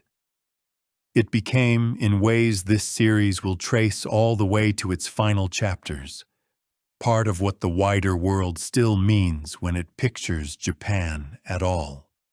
The third Ashikaga shogun, Yoshimitsu, built at the edge of Kyoto a retirement villa whose upper stories he had covered in gold leaf. The Golden Pavilion, still standing today in careful modern reconstruction after a fire in the last century destroyed the original, and this series will hold that present tense fact for its own closing chapters. His grandson, the 8th shogun, Yoshimasa, built a matching retirement villa decades later on a hillside across the city, intended, tradition holds, to be covered in silver leaf to answer his grandfather's gold, a plan the shogunate's own exhausted treasury, drained by exactly the kind of provincial disorder the last chapter described, never actually allowed him to complete, so that the Silver Pavilion standing today has never once, in the whole of its history, actually been silver. This series will let that small, almost embarrassing fact stand as this whole chapter's quiet emblem. A government too poor to finish gilding its own retirement villa, and an artistic culture gathered around that same unfinished building, about to define taste in this country for the rest of its history. For it was around Yoshimasa's court, more than any other single patron this series will name, that several arts reached the mature form in which they are still practiced today. The tea ceremony, chanoyu, hot water for tea, developed in these decades from a simple act of hospitality into an elaborately disciplined ritual, performed in a small, deliberately humble room, every movement of the host's hands prescribed by years of training, the bowl itself often prized precisely for an irregularity or an asymmetry a lesser aesthetic would have called a flaw. In the aesthetic philosophy that grew up alongside the practice, and which this series names, per Decision 6, as this culture's own belief rather than this narrator's judgment, beauty was understood to live most truly in things imperfect, incomplete, and impermanent. Wabi-sabi, a phrase later generations coined for a sensibility this era's tea masters were already practicing without yet needing the word for it. And this series asks the listener to hear, in that philosophy, a direct echo of the blossom motif this series has been carrying since its own title. Beauty inseparable from its own passing, found now not only in a falling petal, but in a deliberately unglazed patch on an otherwise perfect bowl. Alongside the tea room, in these same Ashikaga patronized decades, no theater reached its own classical form. Masked, slow, deeply Buddhist in its recurring themes of attachment, loss, and release, performed on a bare stage where a single prop might stand for an entire landscape. And the rock garden, above all the famous raked gravel garden at a temple in Kyoto, whose 15 stones are arranged so that no single viewing angle ever reveals all 15 at once, brought the same disciplined minimalism to the cultivation of a space meant purely for contemplation. We may picture a tea gathering at the edge of this era, held, this series must say plainly, not at the height of Ashikaga confidence, but during the very crisis the second half of this chapter must now turn to, because the most famous accounts of tea practiced with real devotion in this period come from exactly the years when the world outside the tea room's paper walls was catching fire. A host has prepared a small room barely large enough for 4 guests, entered through a low doorway deliberately built to require even the highest-ranking visitor to bow on the way in, so that rank itself is set aside at the threshold. The charcoal is arranged with as much care as the tea itself, the single flower in the alcove chosen and placed to suggest the whole of the season in one stem. The bowl handed to each guest in turn with the same unhurried, exact sequence of movements the host has practiced for years and will practice, if fortune allows, for years more. Outside, beyond the garden wall, The city of Kyoto is, in these very years, burning block by block in a war neither the host nor the guests asked for, and neither can stop. And this series will let the two facts sit together without resolving the tension between them, because the tradition itself never resolved it either. The tea room's discipline was not an escape from the collapsing world outside it, but this culture's own answer to it. A small, perfectly ordered space held deliberately against the disorder just beyond the wall. The war burning the city outside that tea room was the Ōnin War, and this series must give it the weight its consequences earned, even while dissolving its tangled causes into the phrase they deserve. It began in 1467, more than 5.5 centuries ago, out of a succession dispute over who would follow the childless shogun Yoshimasa, tangled together with a long simmering rivalry between two of the country's most powerful shugo houses, each backing a different candidate, and each commanding private armies now considerably larger and more loyal to themselves than to any shogun in Kyoto. What began as a succession quarrel became, within months, open warfare fought largely within the streets of the capital itself. Temples and aristocratic residences burned for tactical advantage or simple plunder, and the fighting, once begun, proved unable to stop. For a full decade, roughly, the two great factions and their shifting allies fought each other to exhaustion inside and around a capital that had stood, until this war, as the unbroken seat of refined civilization this series has admired since Part 1. When the fighting finally guttered out around 1477, no clear victor had emerged. The succession dispute that started it all was resolved almost as an afterthought, and Kyoto itself lay substantially in ruins. Entire aristocratic quarters burned to the ground, temples that had stood for centuries reduced to ash, a capital that would take generations to physically rebuild. The Ōnin War's true significance, though, was not the damage to Kyoto's buildings, but the damage to the whole fiction the Ashikaga shogunate had been quietly running for a century. That the shogun in the capital still meaningfully governed the country's provinces. The war demonstrated, in the plainest possible terms, that the great regional lords could fight a full-scale war in the shogun's own capital without the shogun's authority mattering to the outcome at all.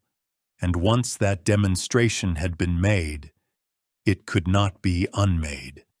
Across the following decades, Shugo governors who had survived the war, along with a new and rising class of provincial strongmen who owed their position to raw military success rather than any shogunal appointment at all, began treating their territories as fully independent domains in every sense but name, taxing, judging, and warring exactly as they pleased, with a distant, impoverished shogunate in Kyoto increasingly reduced to the same kind of sacred irrelevance this series watched the imperial court itself settle into, back in Part 1. Only now without even the imperial court's genuine ritual authority to fall back on. This series will close this chapter exactly where the country's own historians close it.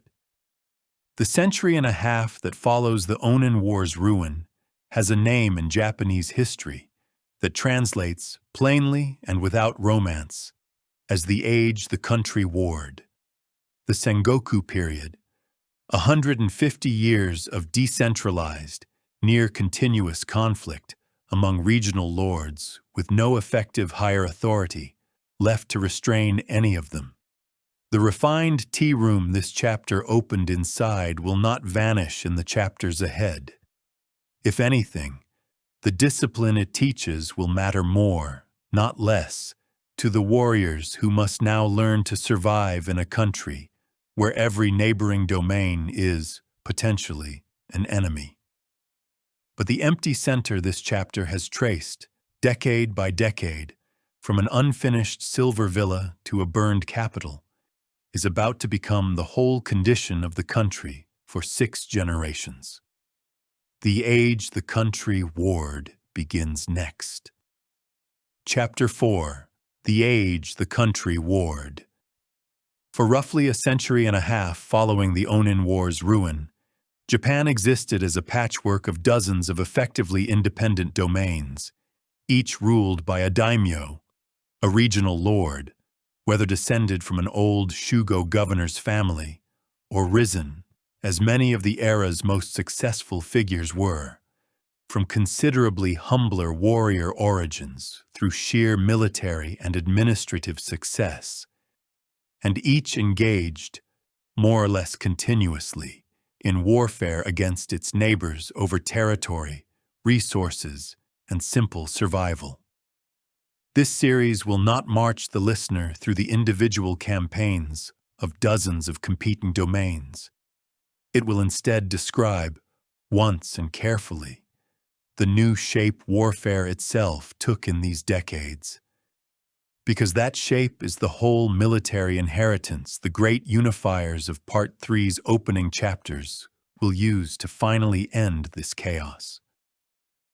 The single largest change was numerical, and it followed directly from the collapse this last chapter described.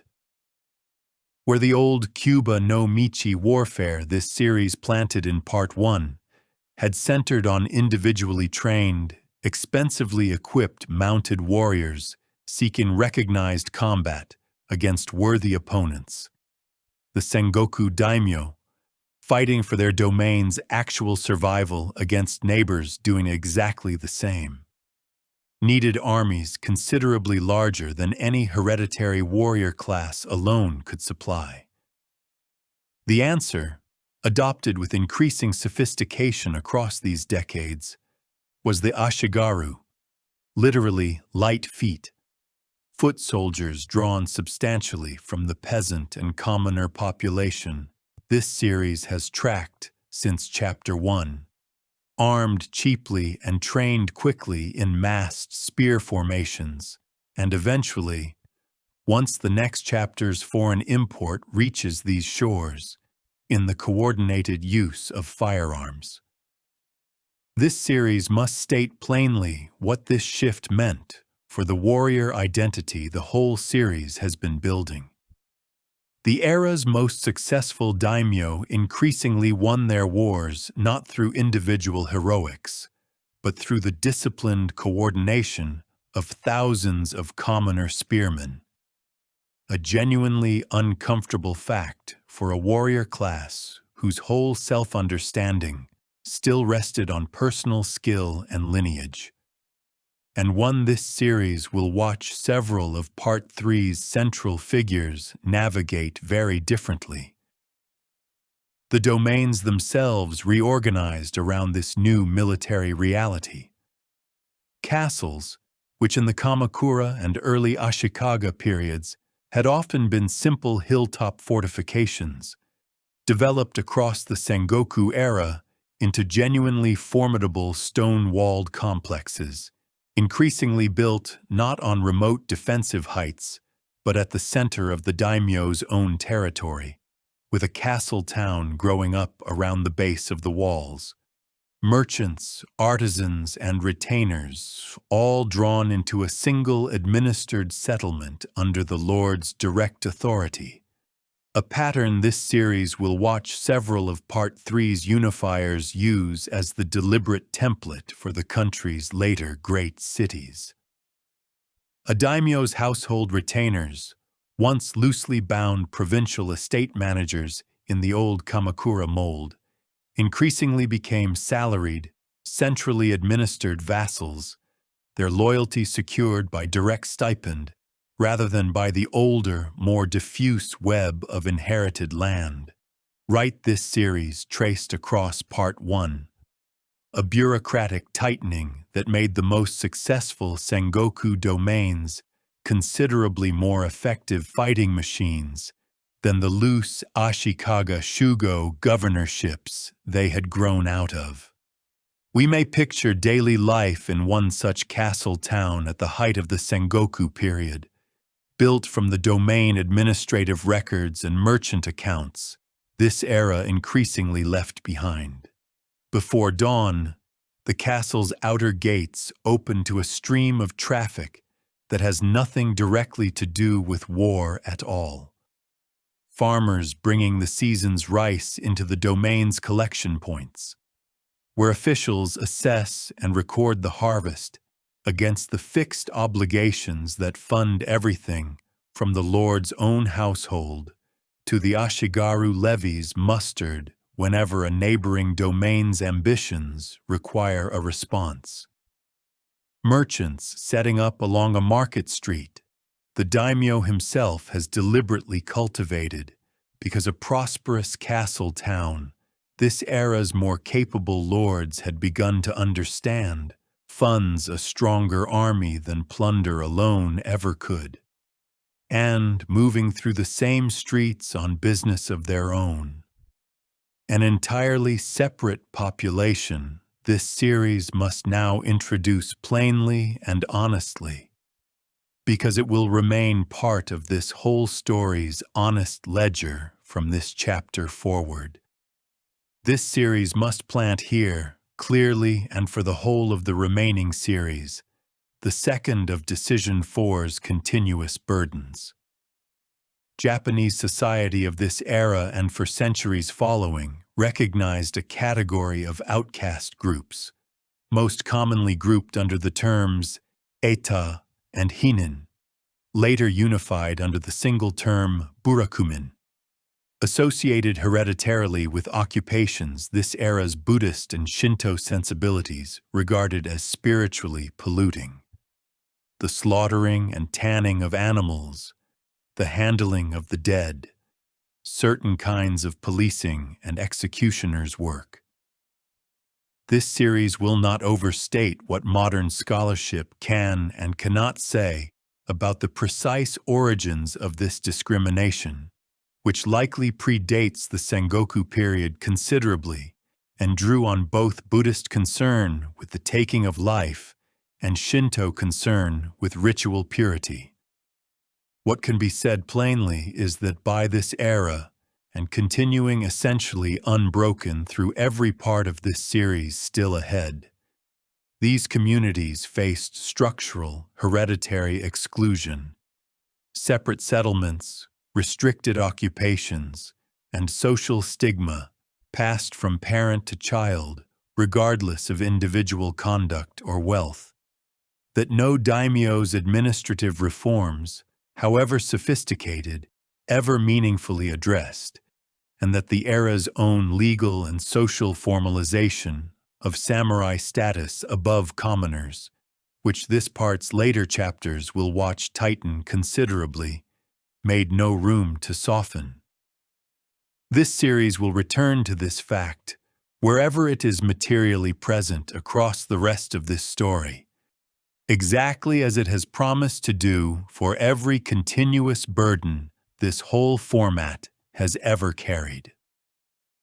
The Sengoku period's warfare, for all its scale and disruption, was not constant slaughter without pause or purpose. Most of the era's fighting was limited, seasonal, and aimed at specific, achievable gains. A contested border valley, a strategic river crossing, the submission of a weaker neighbor rather than that neighbor's annihilation. Because a daimyo who destroyed rather than absorbed a defeated rival's domain generally found himself with a devastated, unproductive territory rather than a useful addition to his own strength. The most successful lords of this era's middle decades, several of whose names this series will meet directly in the chapters just ahead, distinguished themselves less by ruthlessness alone than by a genuine talent for administration. Efficient taxation, functioning law, roads and irrigation maintained even in years of active campaigning, because a domain that could feed and organize itself reliably could field and supply an army its less capable neighbors simply could not match. Into this fractured, endlessly competitive landscape, in the middle of the 16th century, came the interruption this series' C motif has been patiently waiting to deliver again since Part 1's closing chapter. A ship from further away than any vessel that had reached these shores in living memory, carrying among its cargo a weapon that would change the shape of Sengoku warfare within a single generation, and hand a decisive advantage to whichever daimyo learned to use it fastest. Guns are coming from the south, and with them, close behind, a foreign faith that will leave one of this whole series' darkest honest paragraphs still several chapters ahead. Rest a moment. If the mountain valleys and castle towns of this chapter have earned it, the century and a half of scattered war has a long way yet to run, but the country is about to be interrupted decisively from outside its own borders for the first time since the divine wind saved it 2 centuries before. Chapter 5. Guns from the South.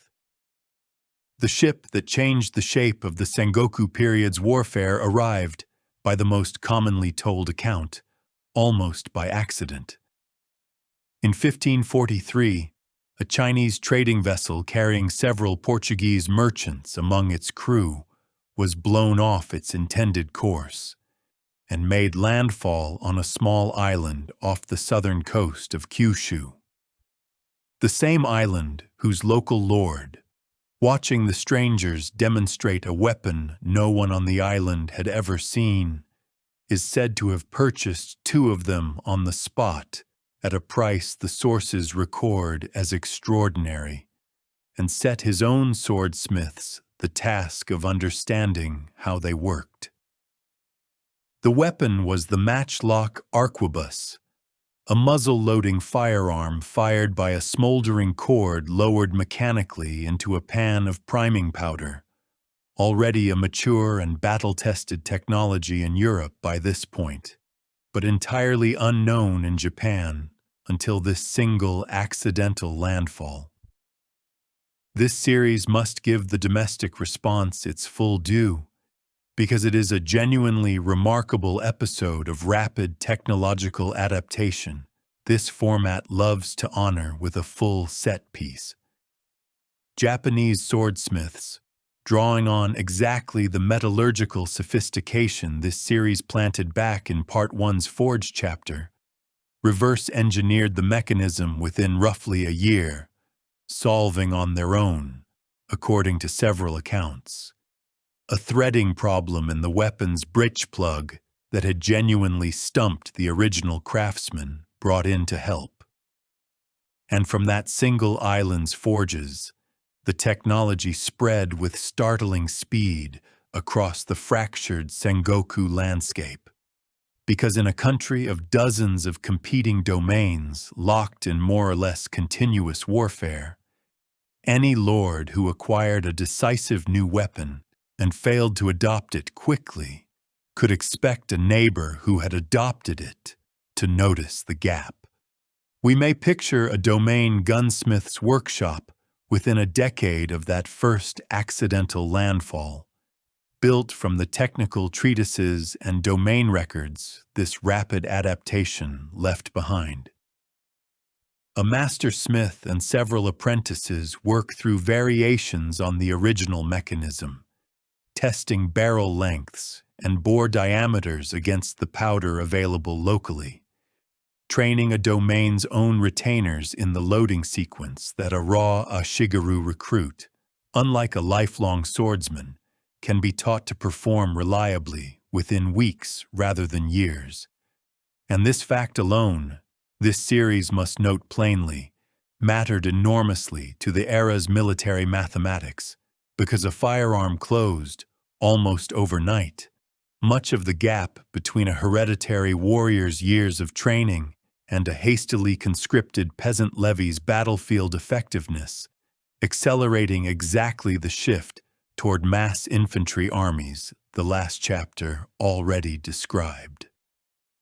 Within a generation of that first landfall, domestic Japanese gun production had grown to a scale that, by some modern estimates, made Japan one of the largest firearms-producing countries in the world for a period in the later 16th century. A claim this series offers carefully hedged, since the comparative statistics of this era are genuinely difficult to establish with precision, but one serious enough in its broad outline to be worth the listener's attention. Close behind the merchants and their guns came missionaries, and this series must introduce the thread that will run, with increasing tension, through the whole of Part 3's opening chapters. Francis Xavier, a Jesuit missionary and one of the founding members of his order, arrived in Japan in 1549, within 6 years of that first accidental landfall, and began, with the permission of local daimyo eager for the trade relationships that accompanied Portuguese religious presence, a mission that would grow, across the following half-century, into what historians commonly call Japan's Christian century. Xavier and the Jesuit missionaries who followed him found real and often enthusiastic converts, including, in time, several daimyo themselves, who saw in conversion both genuine spiritual conviction, which this series will not presume to judge, and considerable practical advantage in the trade privileges Portuguese ships tended to extend to Christian-friendly ports. By the century's later decades, estimates of the Japanese Christian population run into the several hundred thousand, concentrated heavily in Kyushu, where the whole encounter had begun, with churches, seminaries, and a genuinely substantial converted community that this series will watch, in Part 3, meet an ending as dark as any this whole series has to tell. This series will frame the arrival of both gun and cross the way it has framed every foreign interruption since the Narrow Sea first began doing its patient isolating work back in Chapter 1. Not as an invasion in this case, but as exactly the kind of decisive world-reshaping gift this series' sea motif always delivers when the door does open. A door that had stayed largely shut for centuries, and that a single storm-blown trading ship had almost by accident pushed ajar again. What came through it changed the balance of the Sengoku Wars decisively, and it did so just as one particular daimyo, ambitious, ruthless, and unusually quick to see an advantage where his rivals saw only a curiosity, was beginning the campaign that would, within a generation, bring the century and a half of scattered warfare within sight of its end. His name was Oda Nobunaga, and the next chapter belongs to him. Chapter 6. Oda Nobunaga. Oda Nobunaga inherited, in the mid-1550s, a modest and precariously positioned domain in central Japan, one of dozens of comparable holdings scattered across a country, still fully in the grip of the Sengoku disorder this whole part has walked through, and he built from it, across the following quarter-century, one of the most consequential campaigns of unification this country's warrior history had yet attempted. This series will give his rise the compression its speed deserves, and will spend its full attention where the record demands honest weight. Because Nobunaga's career contains both the era's most brilliant tactical innovation and one of this whole series' darkest honest paragraphs, and this chapter owes both their proper due. His early reputation, by his own domain's more conservative retainers, was for genuine recklessness bordering on disgrace, a young lord more interested, by several contemporary accounts, in unconventional dress and low company than in the sober conduct his rank demanded, until a decisive early victory in 1560 against a considerably larger invading army, won through a surprise assault exploiting terrain and weather his opponent had carelessly discounted, announced him as a military talent his own household had badly underestimated.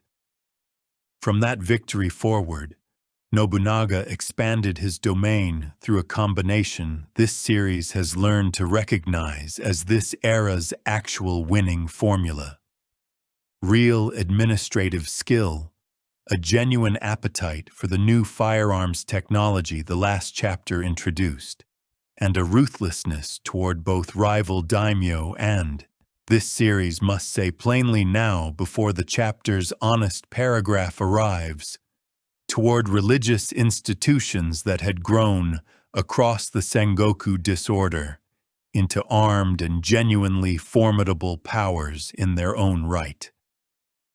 That formidable religious power is this chapter's honest reckoning. Mount Hiei, overlooking Kyoto, had stood for centuries as the head temple complex of one of Japanese Buddhism's most influential schools, and across the Sengoku period's disorder it had, like several other major temple complexes of the era, developed its own standing force of warrior monks and become, in effect, an independent armed power that had repeatedly intervened in the political and military conflicts of the surrounding region, including opposing Nobunaga directly in his early campaigns.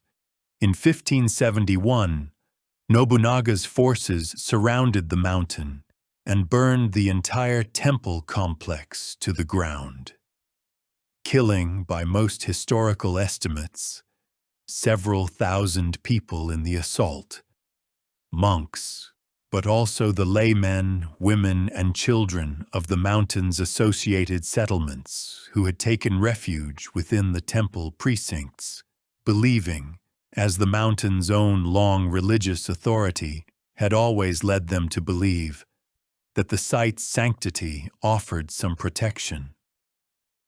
This series will not soften what the sources describe. It was a calculated act of annihilation against a religious institution that had defied Nobunaga militarily, carried out with a thoroughness intended, and understood by every daimyo who heard of it as an unmistakable warning to any other temple or fortress considering similar resistance. Whatever admiration this series will extend to Nobunaga's genuine administrative and military gifts in the paragraphs ahead, it will not extend that admiration to Mount Hiei, and asks the listener to hold both facts about him together, exactly as this whole format has always asked, rather than letting either erase the other. Nobunaga's other great contribution to this series' account of Sengoku warfare was tactical rather than atrocious, and deserves its own honest credit. At the Battle of Nagashino in 1575, Nobunaga's forces, allied with those of a rising commander, this series will meet again at length in Part 3, faced one of the era's most feared cavalry forces, and met its repeated charges with massed, coordinated volleys of arquebus fire from ranked gunners firing and reloading in careful rotation behind field fortifications. A tactical use of the last chapter's imported technology that this series will describe as widely credited, though not universally uncontested among modern military historians examining the battle's details, with breaking the momentum of traditional cavalry-led Sengoku warfare for good. Whatever the precise tactical mechanics, the battle's outcome was unambiguous, and its lesson was absorbed by every daimyo watching. The age of the mounted, individually glorious warrior this series planted all the way back in Part 1's opening chapters was, on the actual battlefields of the 1570s, being decisively eclipsed by coordinated firepower in the hands of trained commoners. The same uncomfortable transformation the last several chapters have been quietly tracking, now demonstrated beyond argument. By the early 1580s, Nobunaga controlled roughly a third of Japan's territory, more than any single daimyo had held in generations, and stood, by most assessments of the moment, closer to actually reunifying the entire country than anyone since the Ashikaga shogunate's own founding 2.5 centuries before. He did not live to complete it.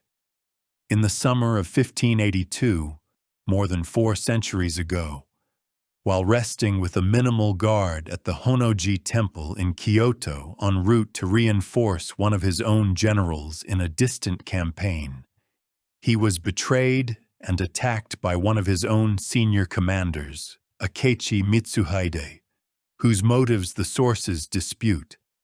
And this series will not pretend to settle with any confidence beyond the honest range historians themselves argue over.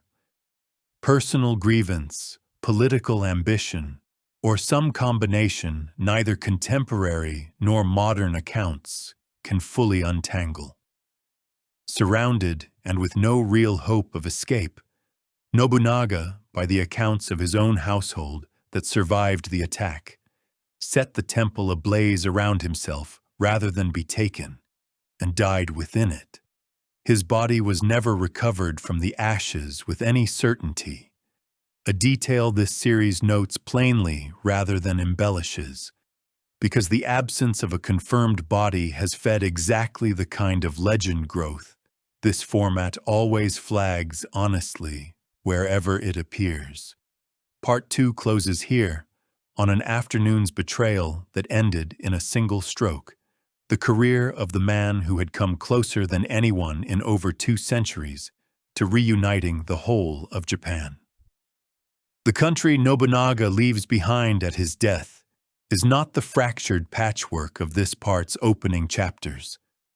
A third of it, and its most productive third, now stands administered under a single, ruthlessly efficient system his death has just thrown into sudden and violent question. Who inherits that system, and what they build on its foundation, is Part 3's whole subject, and it begins immediately, within days of the smoke clearing over Honnoji, with one of Nobunaga's own generals moving faster than anyone else in the stunned, leaderless territory he left behind. Rest a moment, if you like, at the end of this long, ruinous middle part of the journey. The divine wind has blown, the shogunate has broken, the tea room has held its ground against a burning capital, and the guns from the south have finished remaking the battlefield for good. What comes next will finish what Nobunaga started. At a cost this series has not yet begun to count. Part 3. Part 3, Chapter 1, Heaven's Vassal. Welcome back one more time. There is still no rush. The sea has kept, and the story of the islands is nearing its close. When we rested, Oda Nobunaga lay dead in the ashes of a burning temple, betrayed by his own general. Having come closer than anyone in over 2 centuries to reuniting a country, this whole series has watched fracture, rebuild, and fracture again. Within days of that betrayal, One of Nobunaga's own commanders moved faster and more decisively than anyone else in the leaderless territory his death had thrown into chaos. And this chapter belongs to him, because his rise is, by any honest measure, one of the most improbable success stories this entire series has to tell. Toyotomi Hideyoshi was born, by the most reliable accounts, to a peasant family with no warrior lineage at all.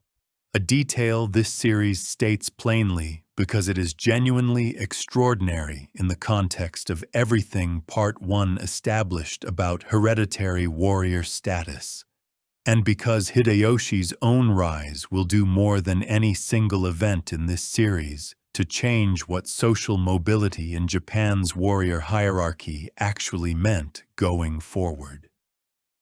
He entered Nobunaga's service in a menial capacity as a young man and rose across 2 decades through a combination of genuine tactical talent, administrative brilliance, and a personal charm several contemporary accounts single out as unusual even among this era's more capable self-made men, to become one of Nobunaga's most trusted and successful generals.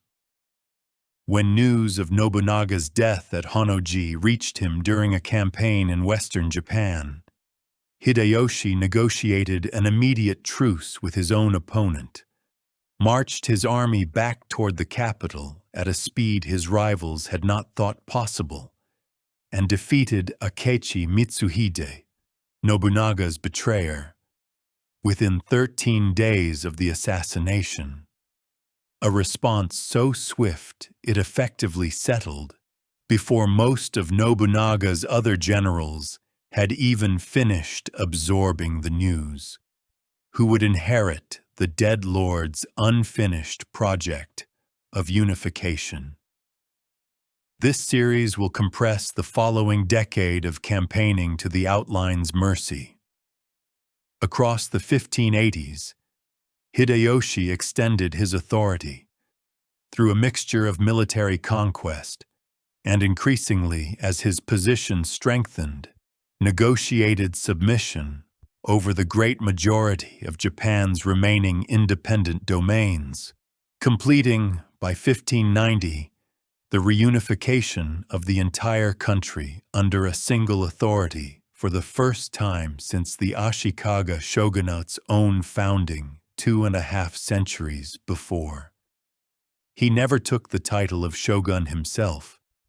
His peasant birth barred him, by this era's rigid protocol, from the office's traditional requirement of Minamoto descent, and instead had the imperial court grant him the older civilian title of imperial regent, ruling in practice as the country's supreme military authority under a title that kept the fiction of imperial primacy this series has tracked since Part 1 intact, exactly as every warrior government before his had managed the same delicate balance.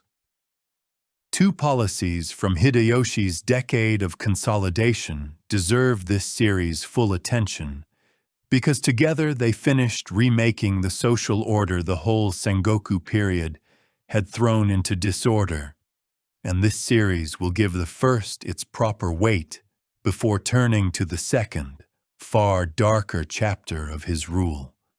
In 1588, Hideyoshi issued the katanagari, the sword hunt, an edict ordering the confiscation of swords, spears, and firearms from the peasant and commoner population across the entire country, officially justified as a pious donation of the metal toward a great Buddha statue, but understood by everyone at the time, and by every historian since, as a deliberate and permanent measure to disarm the very class this series has watched serve as a Shigeru foot soldiers throughout the Sengoku Wars, and to fix, once and for all, a hard legal line between warrior and commoner that the previous century and a half of chaos had allowed ambitious peasants like Hideyoshi himself to cross.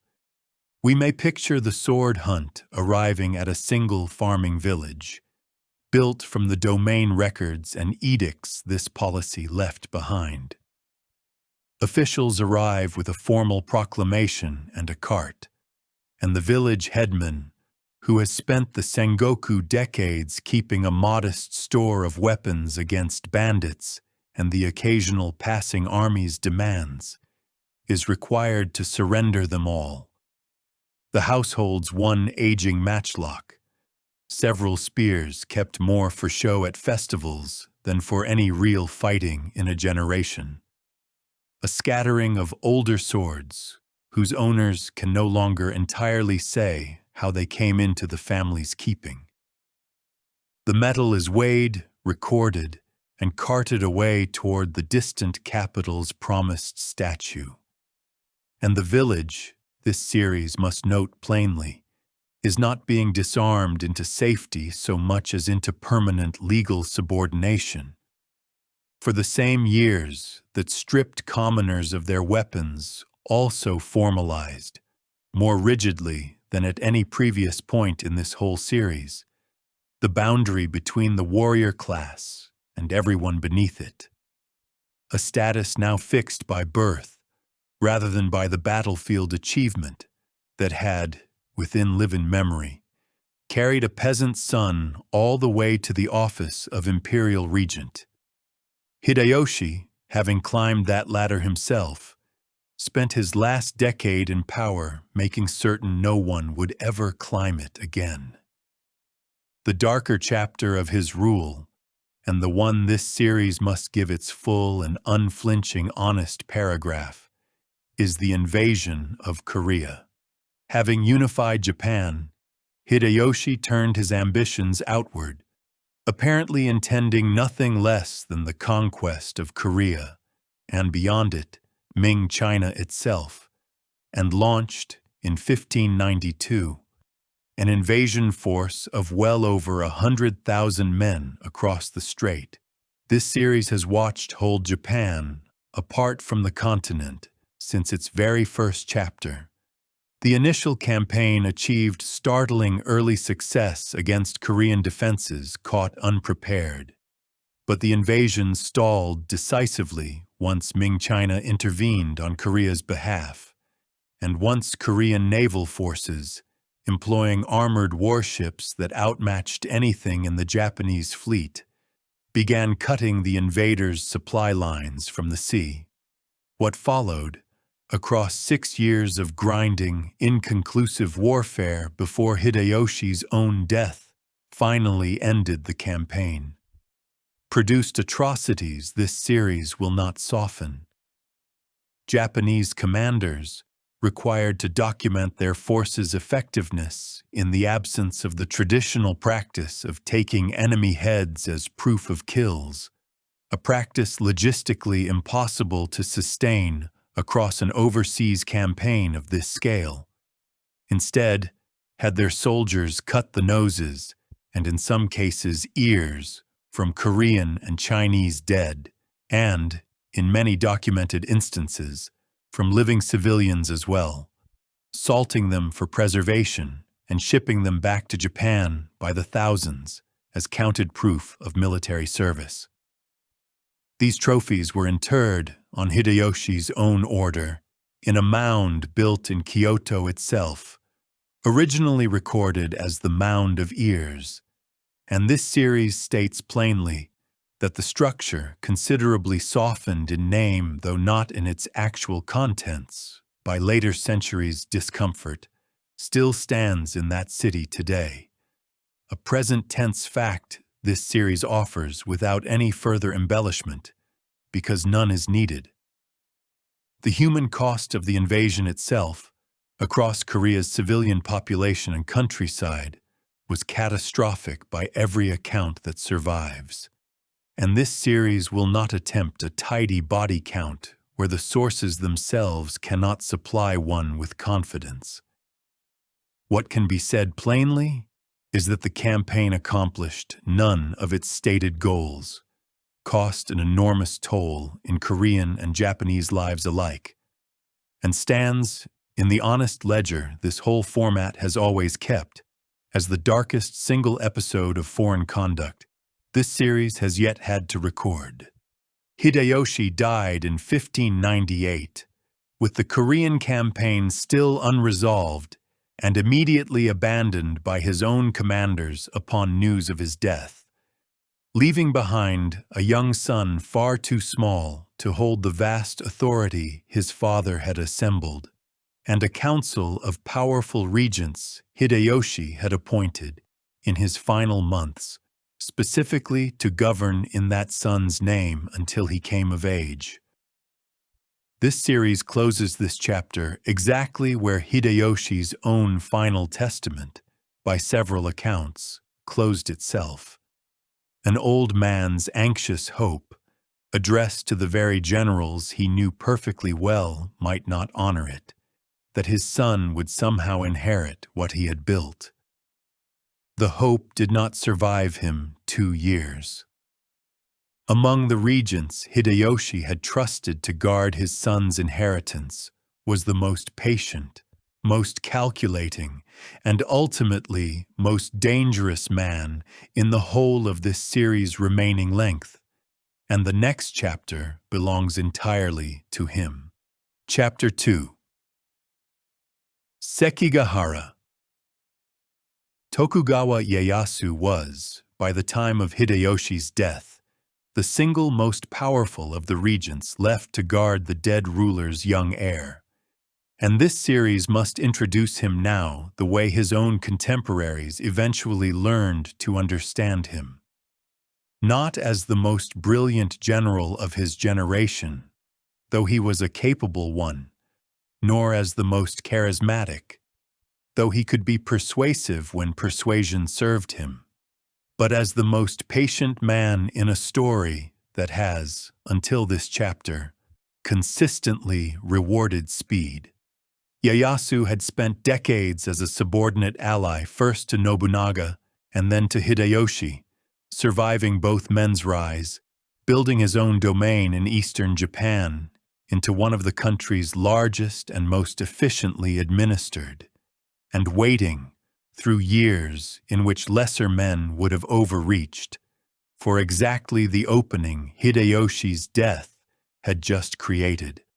The Council of Regents Hideyoshi left behind split, within 2 years of his death, into 2 hostile coalitions, one led by Ieyasu himself, the other by officials and daimyo determined to preserve the young Toyotomi heir's authority against what they correctly judged to be Ieyasu's own ambitions.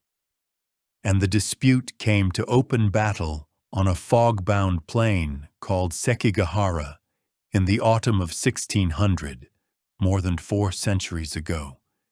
In a single day's fighting, this series must rank among the truly decisive battles of Japanese history. This series will tell it in outcome, as always. Ieyasu's forces, roughly matched in numbers by the opposing coalition at the battle's opening, won decisively once several of the opposing army's own commanders, whose loyalty Ieyasu had spent the preceding weeks quietly purchasing through promises of land and position, either defected outright during the fighting or simply failed to engage when their support was needed most.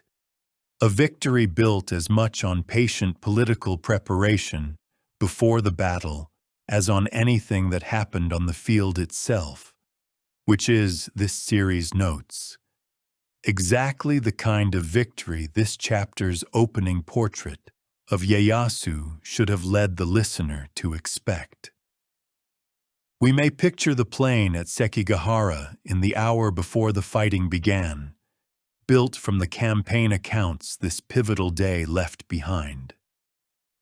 A dense autumn fog lies over the valley at dawn, thick enough that the 2 armies, drawn up in their thousands on facing slopes, can barely make out each other's formations across the intervening ground. Runners move between allied camps, confirming positions in near blindness, and in at least one commander's tent on the coalition side opposing Ieyasu, a message has already arrived, hours before the fog lifts, quietly confirming that his forces will not, in fact, engage when the fighting starts, whatever his banners on the field might suggest to his own nominal allies. By the time the fog burns off and the fighting genuinely begins, the battle's outcome has already been substantially decided by conversations that took place in tents and messenger exchanges over the preceding weeks, and the day's actual combat, however fierce for the men fighting through it without knowledge of the arrangements made above their heads, is closing out a result that was, in the most important sense, already settled before dawn. Ieyasu did not immediately eliminate the Toyotomi line his victory at Sekigahara had effectively defeated. Hideyoshi's son remained, for another decade and a half, a wealthy and nominally respected figure in Osaka Castle, a lingering symbol around which any future opposition to Tokugawa rule might potentially gather. Ieyasu, taking the title of shogun in 1603 and founding, with that appointment, the Tokugawa shogunate that will govern the whole of the rest of this series' main story, spent those 15 years consolidating his family's authority with the same patience that had won him Sekigahara, before finally moving, in two campaigns in 1614 and 1615, to besiege and destroy Osaka Castle outright, eliminating the Toyotomi line entirely, and removing the last plausible rallying point for any rival claim to the authority his family now held without meaningful challenge. This series will close this chapter on the plain fact its own outline has been building toward since the very first mountain valley of Part 1. With Osaka's fall in 1615, the century and a half of Sengoku warfare this whole part has walked through, the scattered domains, the burned capital, the guns from the south, Nobunaga's ruthless momentum, Hideyoshi's improbable rise and darker foreign wars. Finally, completely, and for a span of time no one alive in 1615 could possibly have imagined, ended. What Ieyasu and his descendants built on the peace that followed is the true center of this whole series' remaining story, and it is, this series must say honestly, one of the strangest and most consequential peacetime experiments any warrior class in world history has ever been made to live inside. The Great Peace is next. Chapter 3.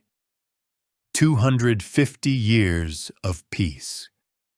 Here this series must state, as plainly as it has stated anything across 3 long parts, the central irony this whole series has been quietly building towards since its very first mounted archer trained on a provincial estate. The Tokugawa shogunate, having finally ended a century and a half of open warfare, went on to govern Japan in a condition of almost uninterrupted internal peace for roughly 250 years. And the warrior class this entire series is named for, whose whole hereditary identity rested on martial service, spent the overwhelming majority of that identity's remaining history not fighting at all. Understand first how the Tokugawa shoguns actually secured that peace, because the system was, by the standards of anything this series has described before it, remarkably sophisticated. Roughly 250 daimyo domains remained across the country, each still administered by its own lord and retainers, but bound now into a carefully engineered structure of controls the shogunate refined across its early decades, specifically to prevent any repetition of the Sengoku disorder. Domains were required to maintain only limited fortifications.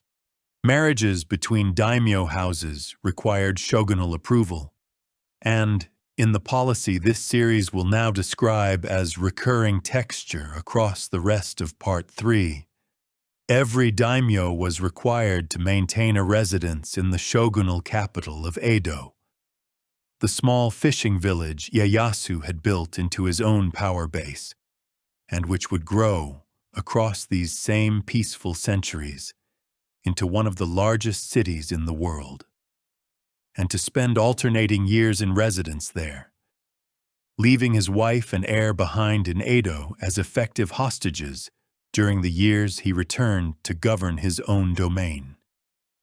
This system, Sankin Kotai, alternate attendance, meant that the country's roads, above all the great highway connecting Edo to Kyoto, known as the Tokaido, filled every year with vast, expensive processions of daimyo and their retainers, traveling in state between their home domains and the shogun's capital, a policy that kept the daimyo's own treasuries perpetually strained by the sheer cost of these processions and residences, leaving little surplus wealth available to fund any rebellion, while simultaneously knitting the country's roads, inns, and regional economies together into a genuinely unified commercial system for the first time in this whole series' length.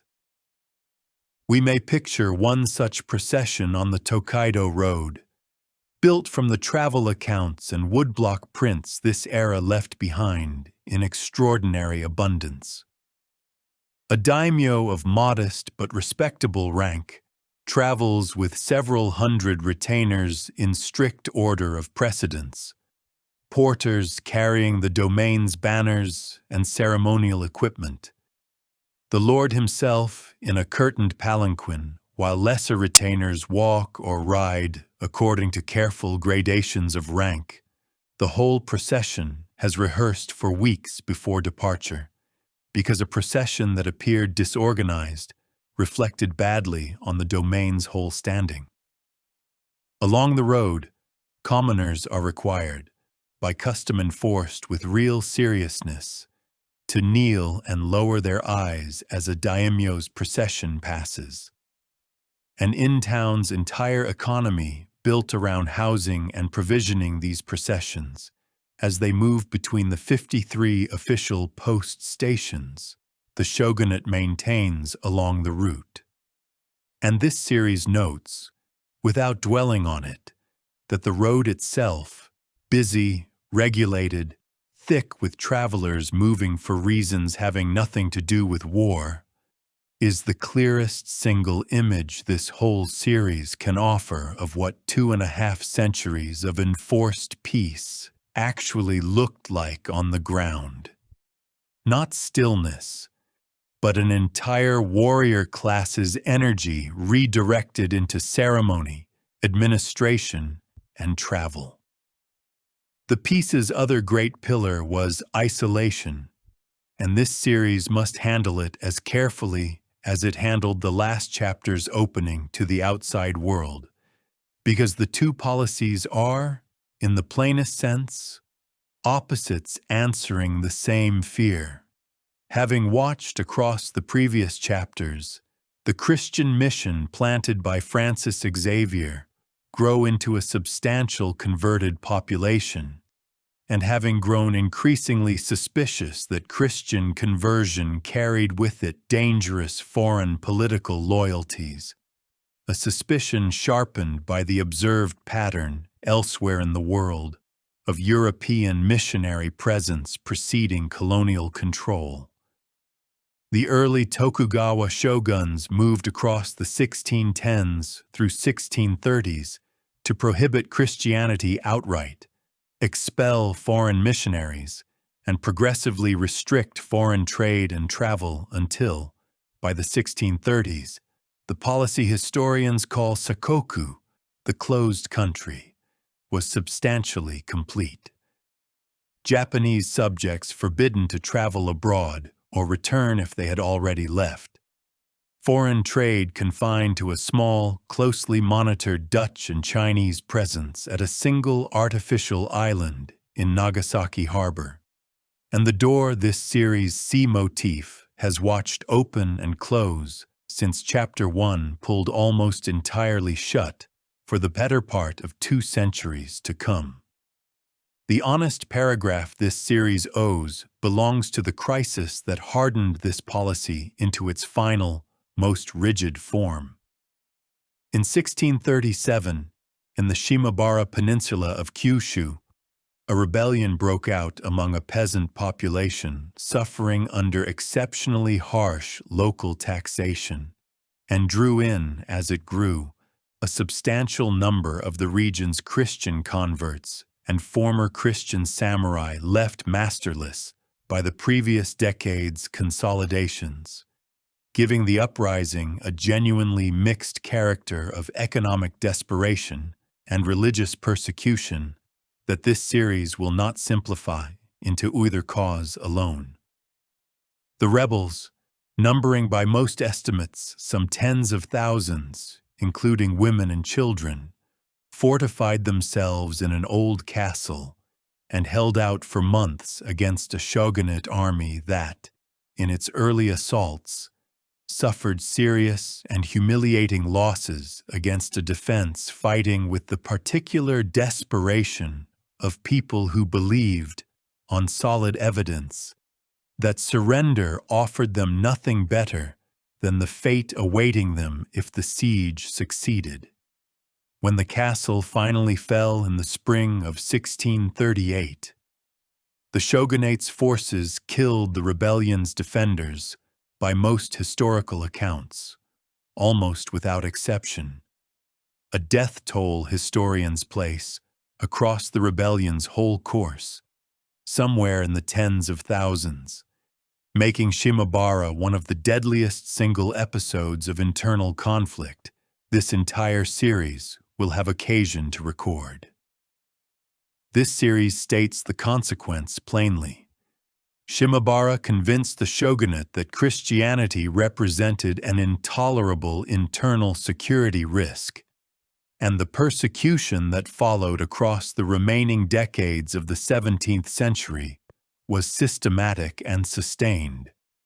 Suspected Christians required, in various domains, to trample on Christian images to prove their renunciation, a practice historians call fumi-e, and a small number of converts who refused, choosing instead to continue practicing in secret across the following 2 centuries as so-called hidden Christians, a community this series will meet again, briefly, at its final chapter's edge, when the sea finally reopens. Within this fortified, isolated, administratively saturated piece, the warrior class this whole series has followed, since its very first bow was strung, underwent the transformation this chapter's opening paragraph promised. A samurai of the Tokugawa peace was, in the overwhelming majority of cases across the following 2 centuries, not a soldier in any practical sense at all, but a salaried administrator, clerk, or estate manager, his hereditary stipend paid in rice exactly as this series described all the way back in Chapter 3, his sword worn as the fixed legal mark of his status, rather than as a tool he had any realistic expectation of ever drawing in genuine combat. This series must state, without irony, that the great majority of samurai born and raised across these 2.5 centuries lived and died without ever once fighting in a real battle, a fact this series asks the listener to hold firmly in mind through the next chapter, because it is precisely this unprecedented, unwanted, and thoroughly unmartial peace that produces, in response, the most intensely codified and mythologized version of the warrior ideal this entire series will ever encounter. Deprived of war, the way of the warrior did not fade. It turned inward and grew, if anything, more elaborate than it had ever needed to be when war was simply the ordinary business of every warrior's life. What that turn produced, and what it cost, in at least one case this series must handle with its greatest care, is the next chapter's whole subject. Chapter 4. The Way Without War. This chapter must open with the caution this series' own build promised to deliver directly and by name, exactly as its companion series once named a horned helmet's true, considerably later origin, rather than let the listener carry a comfortable myth forward unexamined. The word Bushido, literally the way of the warrior, and the idea of a single, coherent, centuries-old samurai code it names in the popular imagination today, is not, this series must say plainly, an ancient and continuously held body of law reaching back to the earliest mounted archers of Part 1. Real warrior ethical writing exists across every century this series has walked through, and real values of loyalty, courage, and honor were genuinely held, argued about, and sometimes spectacularly violated throughout. Betrayal, shifting allegiance, and cold self-interest were common enough across the Sengoku chapters this series has just finished telling, that no honest history could claim otherwise. But the specific, unified, systematized idea of Bushido as this era's own settled and coherent code belongs in its most influential and widely known form to a book written in 1900 in English explicitly for a Western readership by a Japanese scholar named Nitobe Inazo, a work this series will return to directly in its own right in the first legacy chapter still ahead. What this chapter must trace honestly is something both more modest and, this series thinks, more genuinely interesting than the myth. The real, gradual intensification of warrior ethical writing that happened during precisely the 2.5 centuries of enforced peace the last chapter described, produced by warriors who had, for the first time in this whole series' length, no actual war left to test any of it against. The clearest single text of this intensification is the Hagakure, a collection of commentary and reflection compiled in the early 18th century from the sayings of a retired samurai named Yamamoto Tsunetomo, who had served a domain lord for decades without ever once seeing real combat, and who dictated his reflections, across several years, to a younger scribe once he had himself retired from active service. The work's most famous line, which this series will render carefully rather than sensationally, "The way of the warrior," in the text's own words, "is found in death," has been quoted for centuries since as Bushido's supposed founding principle, and this series must give it the honest context it is usually stripped of. The line is less a call to seek death than an argument for a particular quality of readiness and decisiveness.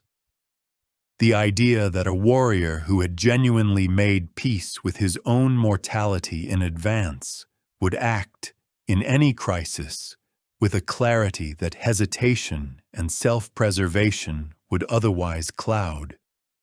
A sentiment this series recognizes immediately from Part 1's own account of Zen's appeal to the earlier warrior class, now extended, restated, and considerably more elaborately reasoned by a man whose own career had given him decades to think about a battlefield he never actually stood on. This era's ethical writing drew, alongside its inherited Buddhist and Shinto threads. On an increasingly dominant third layer, this series must plant here per Decision 6. Neo-Confucian philosophy, actively promoted by the Tokugawa shogunate itself as the ideological cement of its whole peacetime social order, emphasizing hierarchy, duty, and loyalty to one's lord as a near-sacred obligation, superseding even loyalty to one's own family. In the Confucian ethical framework, this era's scholars increasingly taught, a warrior's highest duty was loyal service to his lord, expressed now not through battlefield valor, which the peace afforded almost no one the chance to demonstrate, but through faithful, disciplined administration, correct ritual conduct, and, in the case this chapter must now tell in full, an absolute standard of loyalty that could, in the era's most famous single episode, override even the shogunate's own explicit law. The story is The 47 Ronin, and this series will tell it with the exact restraint Decision 4 requires, because it is both this era's most celebrated legend of loyalty and a story whose climax will be handled at the level of meaning and outcome only, never at the level of procedure.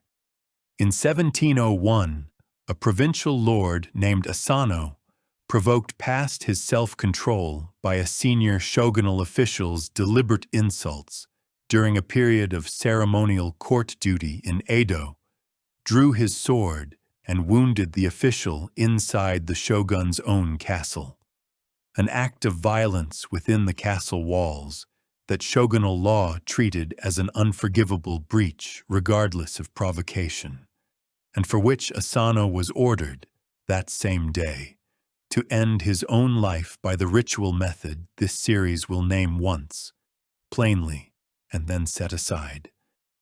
Seppuku, a formalized act of self-killing this era's warrior code, held to be the honorable alternative to execution or disgrace for a samurai judged to have failed his duty.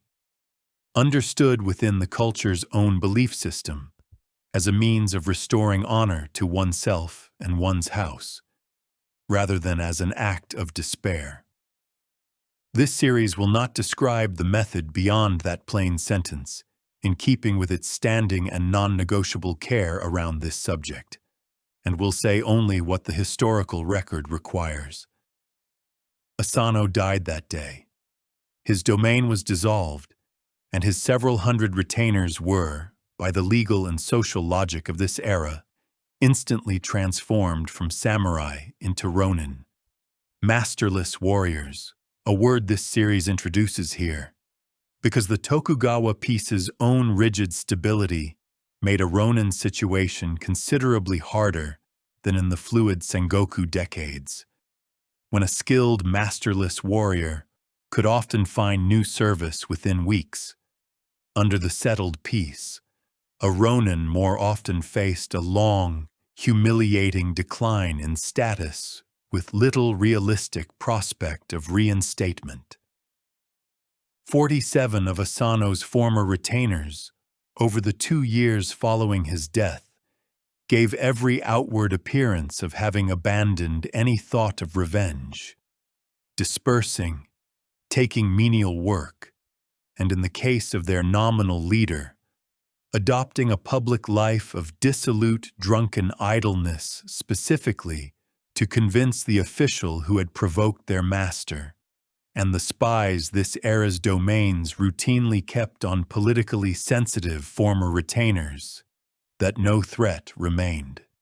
In the winter of 1702, the 47 reassembled, forced their way into the official's Edo residence in a coordinated night assault, killed him, and then, in the act that turned the whole episode from a bloody revenge killing into this era's defining moral legend, marched together across the city to their dead lord's grave and formally reported the deed's completion, before surrendering themselves entirely and without resistance to the shogunal authorities they knew would now judge them.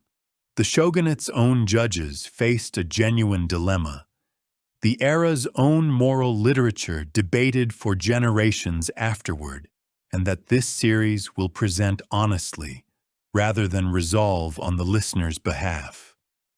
The 47 had committed premeditated murder and armed insurrection against shogunal law in the plainest possible terms, offenses that demanded execution as common criminals. And yet, they had done so in faithful, disciplined service to the very ideal of loyal vengeance, this era's own Confucian and warrior ethical teaching held up as a samurai's highest duty, carried out with a restraint and formal correctness. No looting, no harm to the official's own household beyond the man himself, immediate voluntary surrender. That made treating them as ordinary criminals feel, to much of the watching public and to more than one of the judges themselves, like a betrayal of the very values the shogunate's own ideology claimed to prize above all else. The ruling that resulted split the difference in a way this series will report plainly rather than dramatize. The 47 were spared the disgrace of common execution and permitted instead to end their own lives by the same ritual method this series has already named and declined to describe further. A resolution the era's own commentators understood as the maximum honor the law could extend to men who had, by its letter, broken it completely.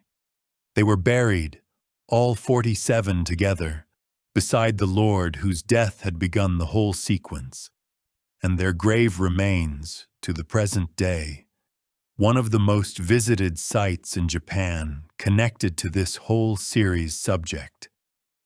A present tense fact this series notes and will return to in its closing chapters. This series asks the listener to hold, without resolving, exactly the tension the shogunate's own judges could not resolve.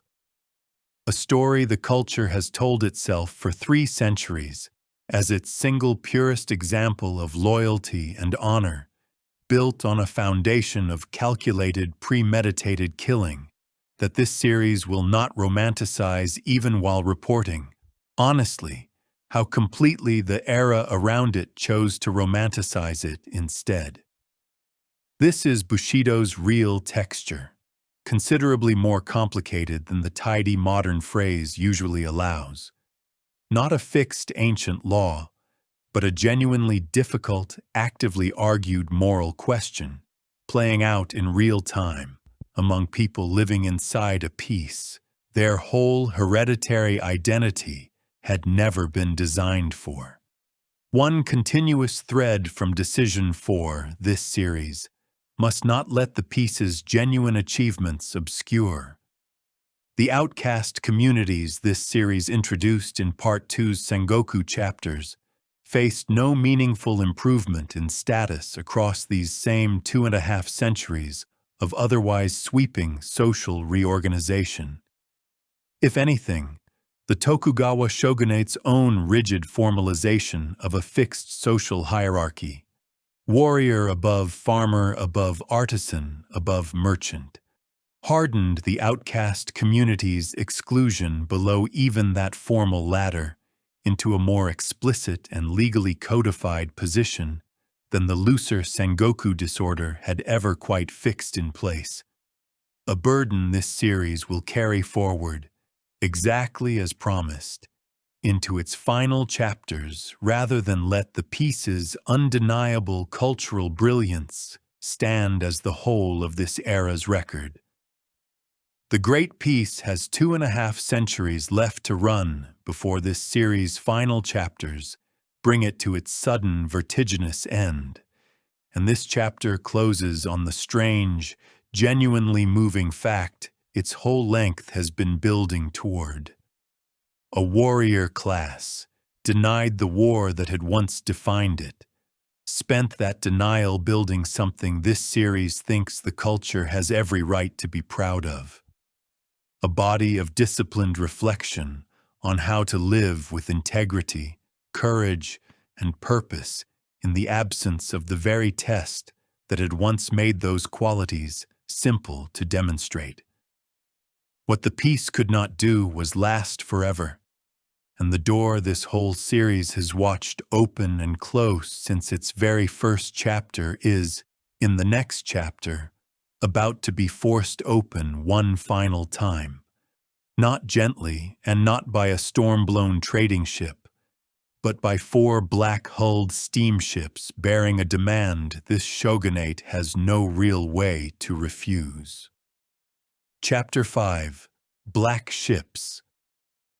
The door this series has watched the sea open and close since its very first chapter was forced open for the last time in the summer of 1853, more than a century and a half ago, when 4 American naval vessels under Commodore Matthew Perry sailed into the bay near Edo and delivered a formal demand, backed by the plainly demonstrated technological gap between their steam-powered, heavily armed ships and anything the shogunate's own coastal defenses could hope to answer.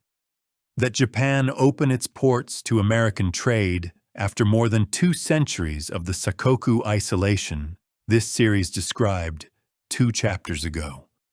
Perry withdrew that first year with a promise to return for the shogunate's answer, and returned the following spring with an even larger squadron, securing, in 1854, a treaty opening 2 ports to American ships, and beginning, within a single decade, a cascade of similar agreements with other Western powers that the shogunate, its coastal defenses now nakedly outmatched by weapons the 2 centuries of enforced peace had left Japan with no comparable answer to, found itself unable to resist. This series must state plainly what this sudden, humiliating reopening did to the whole political order Part 3's earlier chapters described. The Tokugawa shogunate's legitimacy had always rested, at bottom, on its claimed ability to keep the country secure and orderly.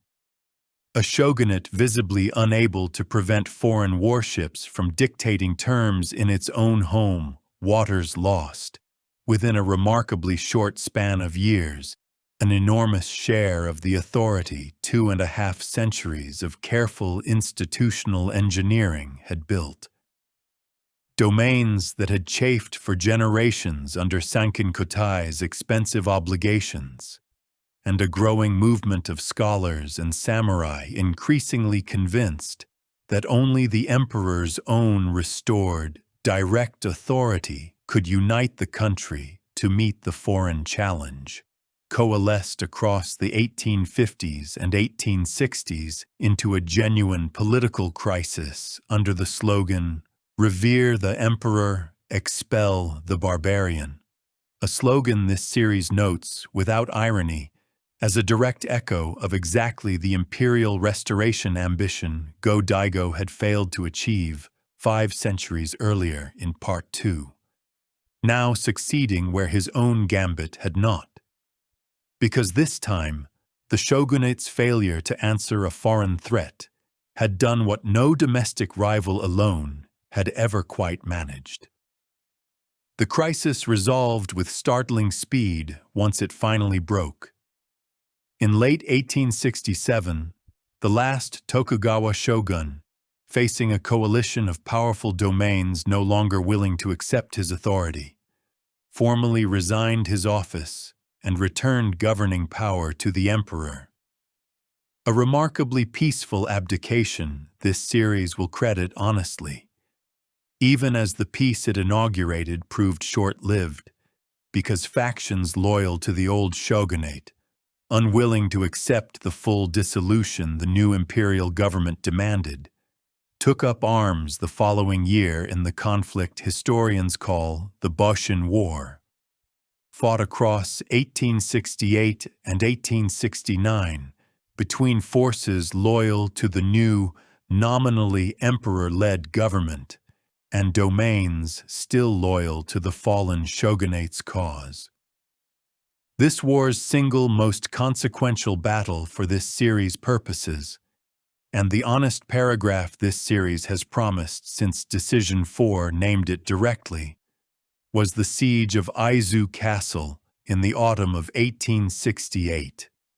The Aizu domain, in Japan's mountainous north, had remained fiercely loyal to the Tokugawa cause, and when the new government's forces advanced against it in overwhelming numbers, the domain's defenders, its trained samurai increasingly depleted by earlier fighting, found themselves forced to press into the castle's final defense nearly everyone the domain could arm. Retired men, adolescent boys organized into their own youth corps. And, in the episode, this series must tell with its full and careful weight, women of the samurai households themselves. Among the women who took up arms at Aizu, this series seats two whose documented fates this whole series' final chapters have been building toward since Part 1 first promised a woman's thread, carried lightly but honestly across its length. Nakano Takeko, trained from girlhood in the naginata, a bladed polearm this era's samurai women were commonly instructed in for household defense, organized and led a corps of women fighters into the castle's defense, when the domain's male commanders initially declined to let women join the regular defense at all. She fought, by the accounts that survive her, with genuine skill and courage, and was killed in the fighting. Her sister, by her own dying request, taking her head from the field rather than let it be claimed as an enemy trophy. This series reports that detail once, plainly, and moves on, exactly as its own standing restraint requires. Fighting elsewhere in the same siege was Yamamoto Yaeko, later known by her married name Niijima Yae, who took up a Spencer repeating rifle, a Western weapon her own family's involvement in the domain's military modernization had given her direct familiarity with, and fought in the castle's active defense through the siege's final weeks, surviving where Nakano Takeko did not. The castle fell after roughly a month's siege. The domain's survivors, defeated and stripped of much of their former standing, faced years of hardship in the settlement's aftermath. And this series will let both women's fates, the one who died and the one who survived, stand together as this chapter's honest close, because Aizu's story, like every honest paragraph this series has delivered, asks to be remembered as both at once. Courage genuinely shown in a cause and a war that could not, in the end, be won. The old order Aizu died defending did not survive the Ōnin War's end. This series closes this chapter on the plain fact its whole length has been preparing the listener to receive. The sea that closed this country off for 2.5 centuries has now delivered, in the space of a single decade, the technology, the political crisis, and the war that together end the Tokugawa shogunate for good, and handful formal authority back to an emperor whose line this series has followed, at a respectful and unbroken distance since its second chapter. What that emperor's new government does with the samurai class in the years immediately following, the class this whole series has walked with since its first mounted archer, now facing a modernizing state with no further use for 2.5 centuries of hereditary privilege it can no longer afford to maintain, is the next chapter's whole subject. And it is the chapter this entire series has been walking toward from its very first page. The Last Samurai are next. Chapter 6. The Last Samurai. The new Meiji government, named for the era title the young emperor restored to power in 1868, took for his reign, and this series will use Meiji as this chapter's working shorthand for the sweeping reform program that followed. Faced, from its very first years, a challenge this whole series has watched building since the Ōnin War first cracked the old order 5 centuries earlier. How does a country with a rigid, hereditary warrior class, governing roughly 250 separate domains, transform itself quickly enough to meet the same Western technological and military power that had just humiliated the shogunate into a single, centralized, modern nation-state? The government's answer across the 1870s was thorough, rapid, and, this series must say plainly, devastating to the entire social order this series has spent 3 parts describing. The domains themselves were abolished and replaced with centrally administered prefectures in 1871, ending in a single administrative stroke the daimyo system this series has followed since the Sengoku chapters of Part 2.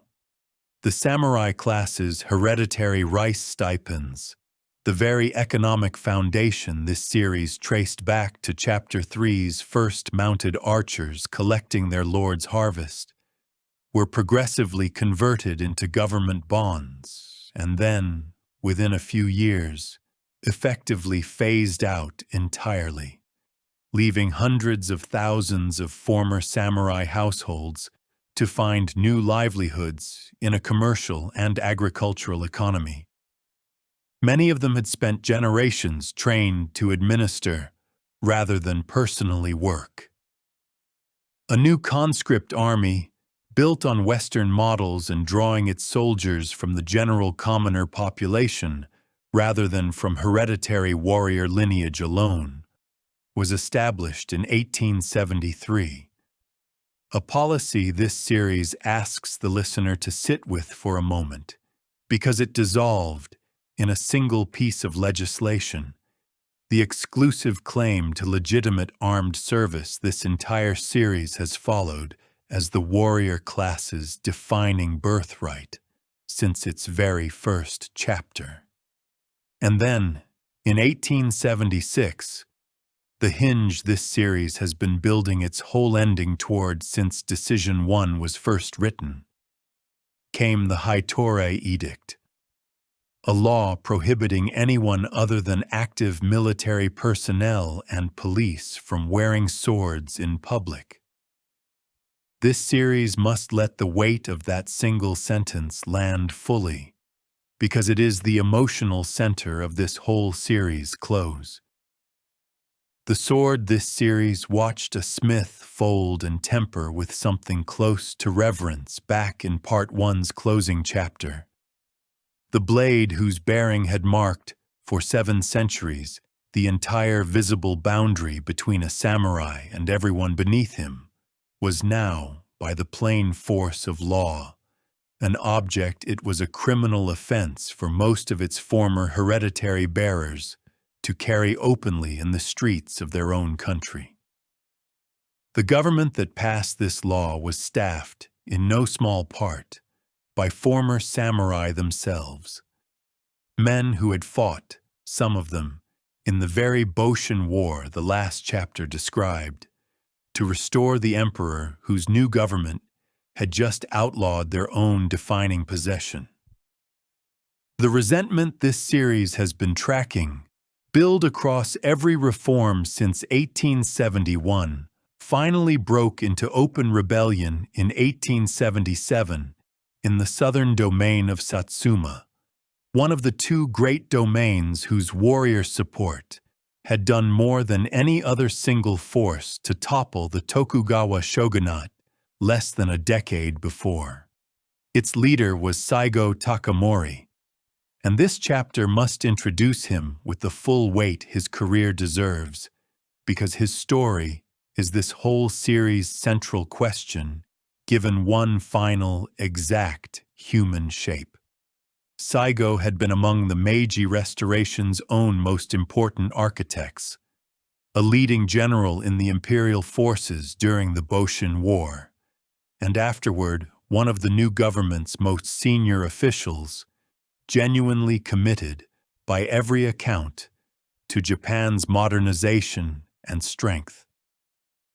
He had resigned from the government in 1873 over a policy disagreement concerning Korea and retired to Satsuma, where he founded private academies training young former samurai in both classical scholarship and military discipline. Schools that became, over the following years, without Saigo's full original intention, the organizing core of a movement of increasingly disaffected former warriors, convinced that the Meiji reforms, for all their necessity, had abandoned the very class and values that had made the restoration possible in the first place. When fighting broke out in early 1877, provoked by a government attempt to seize weapons stockpiled at the Satsuma academies, Saigo, by several accounts reluctant, but unwilling to abandon the young men who looked to him as their leader, accepted command of the rebellion that followed. The last and largest of several armed samurai uprisings against the Meiji government, numbering some tens of thousands of men at its height. This series must state the war's central irony as plainly as it has stated any fact in this whole series, because it is the precise answer to the question this series opened with, all the way back in its very first pages. The rebel army, composed overwhelmingly of traditionally trained samurai fighting with a mixture of old and new weapons, was defeated methodically and decisively across 7 months of hard campaigning by an imperial army built substantially on the very conscription system the last paragraphs described. Commoners, many of them peasants with no warrior lineage at all, trained in modern tactics and equipped with modern rifles and artillery, the direct descendants, in spirit if not in blood, of the Ashikaga foot soldiers. This series watched rise to real military importance back in Part 2's Sengoku chapters. The old world's finest soldiers were beaten by the very modernization some of their own leaders' earlier work in government had helped bring into being. The rebellion's end came in September 1877 on a hill called Shiroyama, overlooking the city of Kagoshima in Saigo's own home domain, where his last few hundred followers, surrounded by an imperial force many times their number, made their final stand. Saigo himself was severely wounded, by most accounts by rifle fire, in the battle's closing hours. Tradition holds that he then asked a trusted retainer to end his suffering according to the old warrior custom this series has already named once in its 47 Ronin chapter, and declined to describe further. And this series will honor that same restraint here, at the very end of its main story, exactly as its own standing rule requires. Reporting only that Saigo Takamori died on Shiroyama that morning, in the final organized battle the samurai class would ever fight as a class, and declining to dwell on the manner of his death beyond what the honest record requires. This series will close its main narrative here, because nothing that follows changes the answer Shiroyama has just delivered. The question this whole series opened with, in its very first chapters, was what happens to an identity built, root and name, on war when history hands it 2.5 centuries of almost unbroken peace, and then calls it back to a real battlefield one final time against the very modern world some of its own members had helped invite in. The answer stands on that hillside above Kagoshima in September 1877. The samurai class, as a legally and socially distinct hereditary order, ends there, defeated not by a foreign invader, but by the modern Japanese state its own most capable members had done as much as anyone to build. The sword that a law had already made a crime to carry in the street was, on Shiroyama's slope, still capable of one last, doomed, genuinely courageous stand.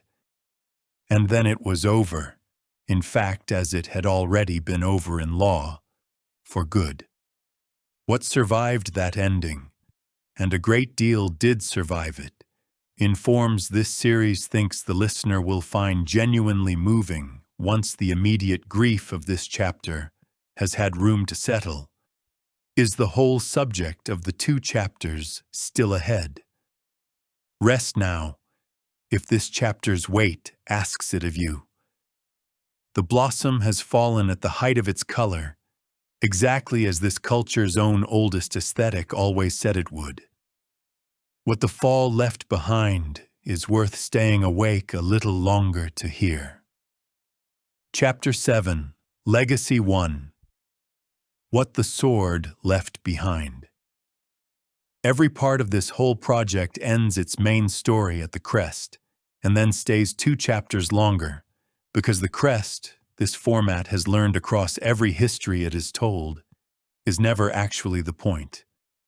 What a world leaves behind is. Shiroyama ended the samurai class as a legal and social order. It did not end what 7 centuries of that order had made, and this chapter's whole task is to trace, honestly and without romance, what actually survived the fall. Begin with the swords themselves, and with the men who had carried them.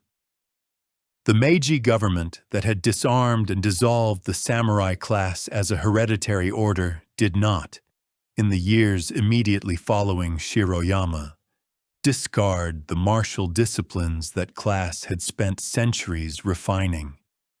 It did something this series thinks is genuinely more interesting and considerably more consequential for the world beyond Japan's own borders.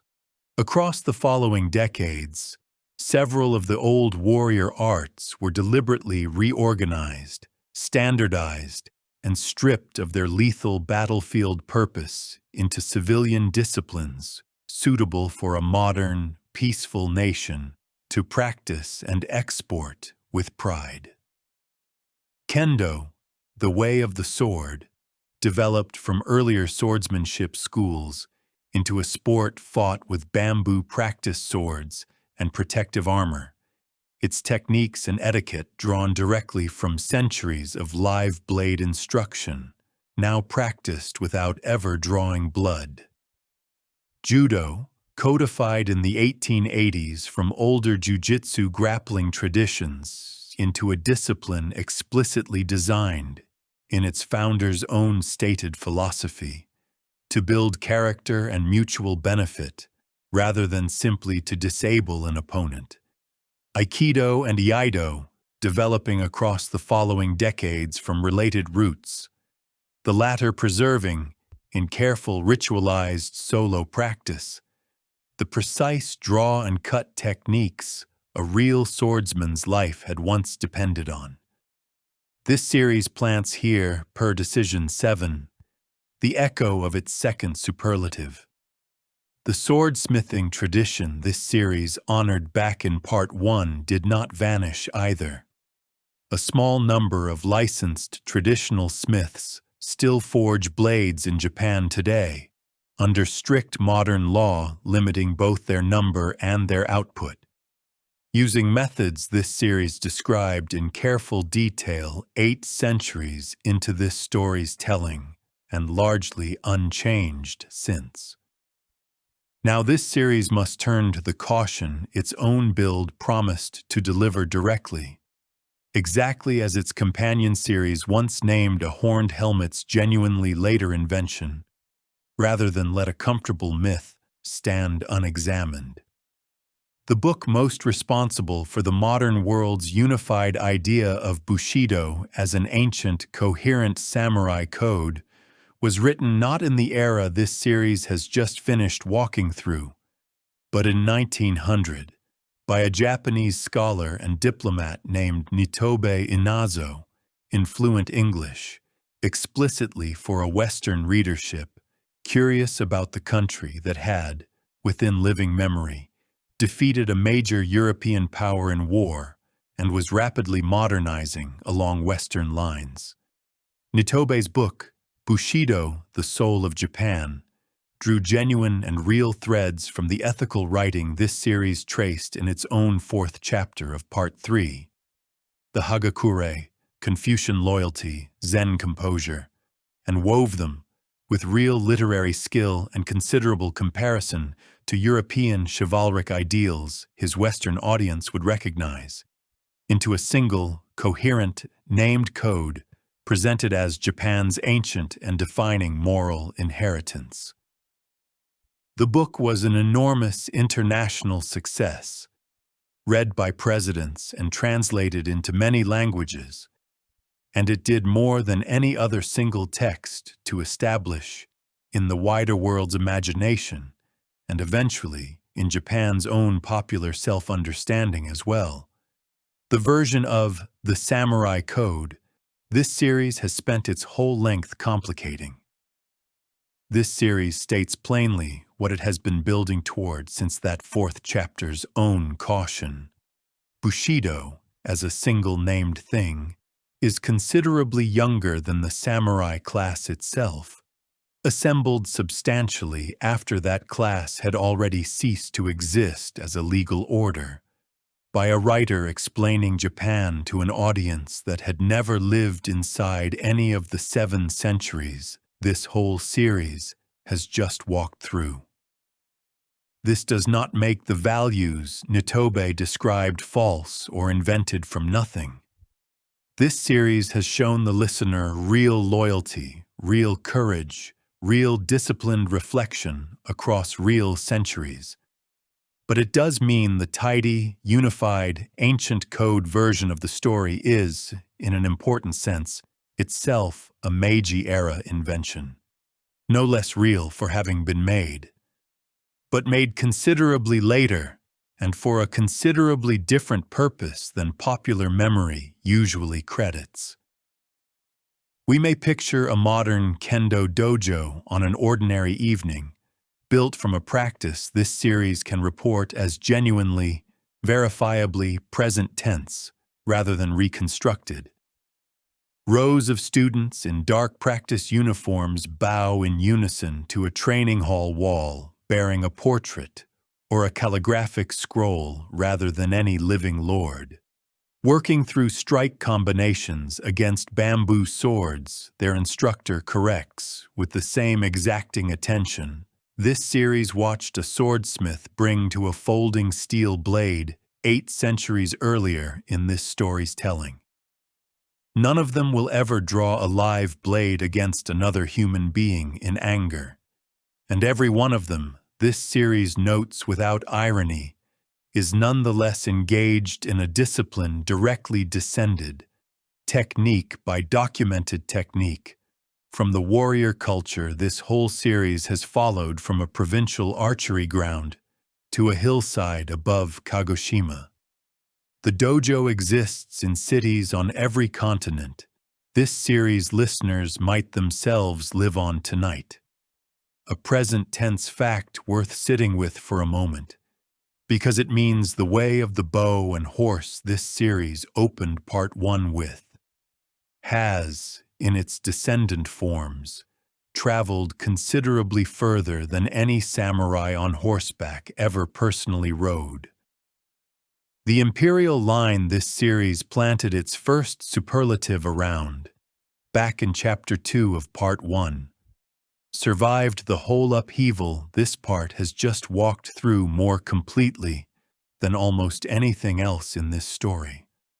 Restored to genuine symbolic and, briefly, considerable actual political authority by the very Meiji Restoration that ended the samurai class, and continuing to the present day, as one of the world's oldest continuous hereditary monarchies still reigning, exactly as this series promised to echo back at the outline stage. The warriors who had spent 7 centuries managing that emperor's estates, fighting his wars, and eventually restoring his direct authority one final time before their own class dissolved beneath them, are gone as a legal order.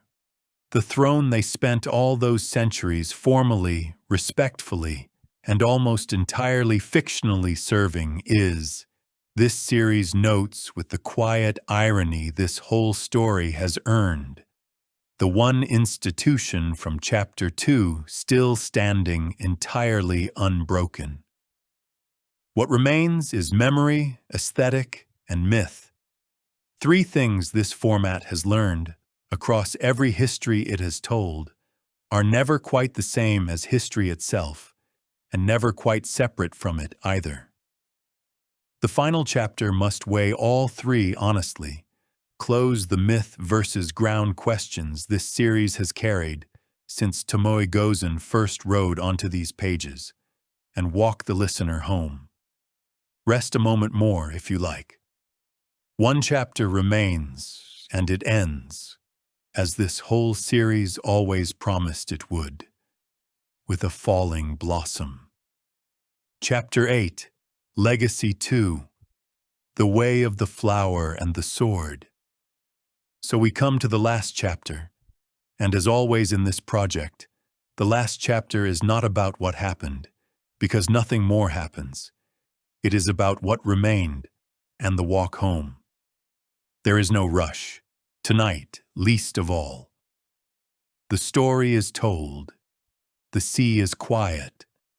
What is left is the accounting and the goodbye. Begin by closing the questions this series opened and deliberately left standing, because a listener who has walked this whole way deserves to know, plainly, where the ground gives out and the memory begins. Tomoe Gozen, the warrior this series seated at the Genpei War with every hedge honesty required, remains exactly where this series left her. A name the tale of the Heike remembers vividly. A woman the historical record outside that one chronicle cannot confirm ever existed at all. And this series will not pretend, at the very end, to have learned anything more about her than it knew when it first raised the question. The 47 Ronin remain what this series called them at the time. A true event, wrapped almost immediately in a moral romance so complete that the romance and the record are, for most of the world that knows the story today, functionally the same thing. And this series has tried, honestly, to hold them apart. And Bushido itself, the word and the code the modern world most associates with everything this series has spent 3 parts describing, stands revealed for exactly what the last chapter showed it to be. Real values, genuinely held across real centuries, gathered and named as a single coherent thing considerably later than popular memory assumes, by a writer working for an audience half a world away from the provincial archery grounds this whole story began on. None of that, this series wants to say plainly, makes the story less worth having told. A people's memory is not a record. It is a root system. And this series has spent its whole length learning to read what actually grew from it, rather than mistaking the roots themselves for the tree. Now the present tense. The payments this series has banked all the way through, due now in full. The Golden Pavilion, rebuilt after fire in the last century, still catches the light over its garden pond outside Kyoto tonight. The Silver Pavilion, never actually silvered in the whole of its history, still stands on its own quiet hillside, exactly as unfinished and exactly as beloved as it was when this series first found it. The rock garden's 15 stones still refuse, from any single seat on the veranda, to be seen all at once. Aizu Castle has been rebuilt and stands again, a museum now rather than a fortress, its grounds walked daily by visitors who come specifically to learn what Nakano Takeko and Nijima Yai did there.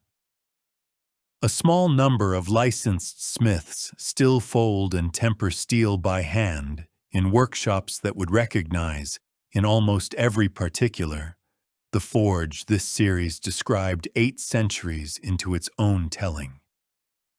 Kendo, Judo, and Aikido are practiced in dojos on every continent this evening by students who have never held a katana that wasn't made of bamboo or blunted steel. And the 47 Ronin's grave, all 47 together beside the Lord they died for, remains one of the most visited sites in Japan connected to any part of this whole story. Visitors leaving incense at the graves of men this series has asked the listener to remember as both genuinely loyal and genuinely calculatedly lethal, exactly as they actually were. Nijima Yai's own life, which this series began telling at Aizu's siege and has kept in reserve for exactly this closing chapter, deserves its full arc now, because it is this series' chosen answer to the question every one of this format's histories eventually asks. What does a single lifetime look like, stretched across the whole distance a series like this one travels? Yai survived Aizu's fall and the domain's hard post-war years, and went on, in the decades following, to become one of the most remarkable women of the new Meiji era she had once taken up a rifle to resist. She helped found one of Japan's first Western-style universities, converted to Christianity at a time when the old persecutions this series described 2 chapters ago were only just beginning to lift, and served, in her later years, as a Red Cross nurse in 2 of Japan's modern wars, decorated by the same government whose founding she had once fought against with a Spencer rifle in her hands. One woman's life, from a burning castle defended in the name of a dying order to a hospital ward serving the nation that replaced it. And this series offers her, at the very end, as the truest single image this whole story has to give of what actually happened when the sword and the modern world finally met. Not simple defeat and not simple betrayal, but a genuine, difficult, often admirable adaptation, lived out by real people who had no script to follow and did their best anyway. And now the ritual, for every history in this project ends with a walk, back through its 4 companions, in their fixed order, gathering the whole journey as it goes. And this one asks the listener to walk down from a mountain shrine, through a valley of terraced rice, to the sea, on an afternoon in early spring, when the blossoms this series named itself for are falling. We may picture it, the last reconstruction, built from a country the listener could visit tomorrow. Start high, at a small mountain shrine above the tree line, its rope of twisted straw marking sacred ground exactly as it marked sacred ground in this series' very first chapter, 100 generations and 13 centuries ago. This is the mountain, first of the four companions, closing the story exactly as it opened it. The fold and fracture of this whole archipelago's geography, which built, from a single people, centuries of independent provinces, warrior houses each convinced of its own house's honor, and a warrior identity that could take 700 years to travel from a mounted archer's provincial estate to a hillside above Kagoshima without ever once losing the mountain's own stamp on how it understood loyalty, distance, and home. Down through the terraces, then, the rice paddies stepping toward the valley floor exactly as they stepped in this series' opening scene, water still managed by the same patient, cooperative precision this series watched a nameless family practice before any warrior in this story had been born. A samurai's whole stipend, for 7 centuries, was measured in the yield of paddies exactly like these, and the discipline this series has watched in a swordsmith's forge, a tea master's precise movements, and a modern dojo's drilled forms all descend. This series believes, from the same cultivated, exacting relationship with a demanding, beautiful, controlled landscape, that the rice terrace taught this whole civilization first. At the valley's edge, where the path meets the coast road, take the blade with you the last stretch, not as a weapon now, but as the discipline it always represented underneath the steel. The smith's folded layers, the swordsman's stillness, the modern kendo student's bow to an empty wall. This series watched the sword awaken in a Kamakura forge, become the sole legal mark of an entire class's status, and finally become illegal for that same class to carry in public, and outlive every one of those changes anyway. In bamboo and blunted steel, in dojos its original bearers could never have imagined. The blade story in this series was never really about killing. It was about the discipline a person builds when a single decisive motion, practiced 10,000 times, finally becomes a form of thought. And here, before the final headland, sit for a moment with the blossom, the companion this series named itself for, and the one this series has carried since its very title. The cherry trees along this coast road are shedding petals onto the path in the afternoon wind, exactly as they have every spring for as long as anyone in this story could remember, and exactly as they will next spring and the spring after, whether or not anyone is walking beneath them to notice. In this culture's own aesthetic belief, beauty and impermanence were never opposites. They were the same fact seen from 2 directions, and a blossom's fall at the very height of its color was not a tragedy this civilization needed comforting from, but the plainest possible lesson in how to hold something precious without demanding that it last forever.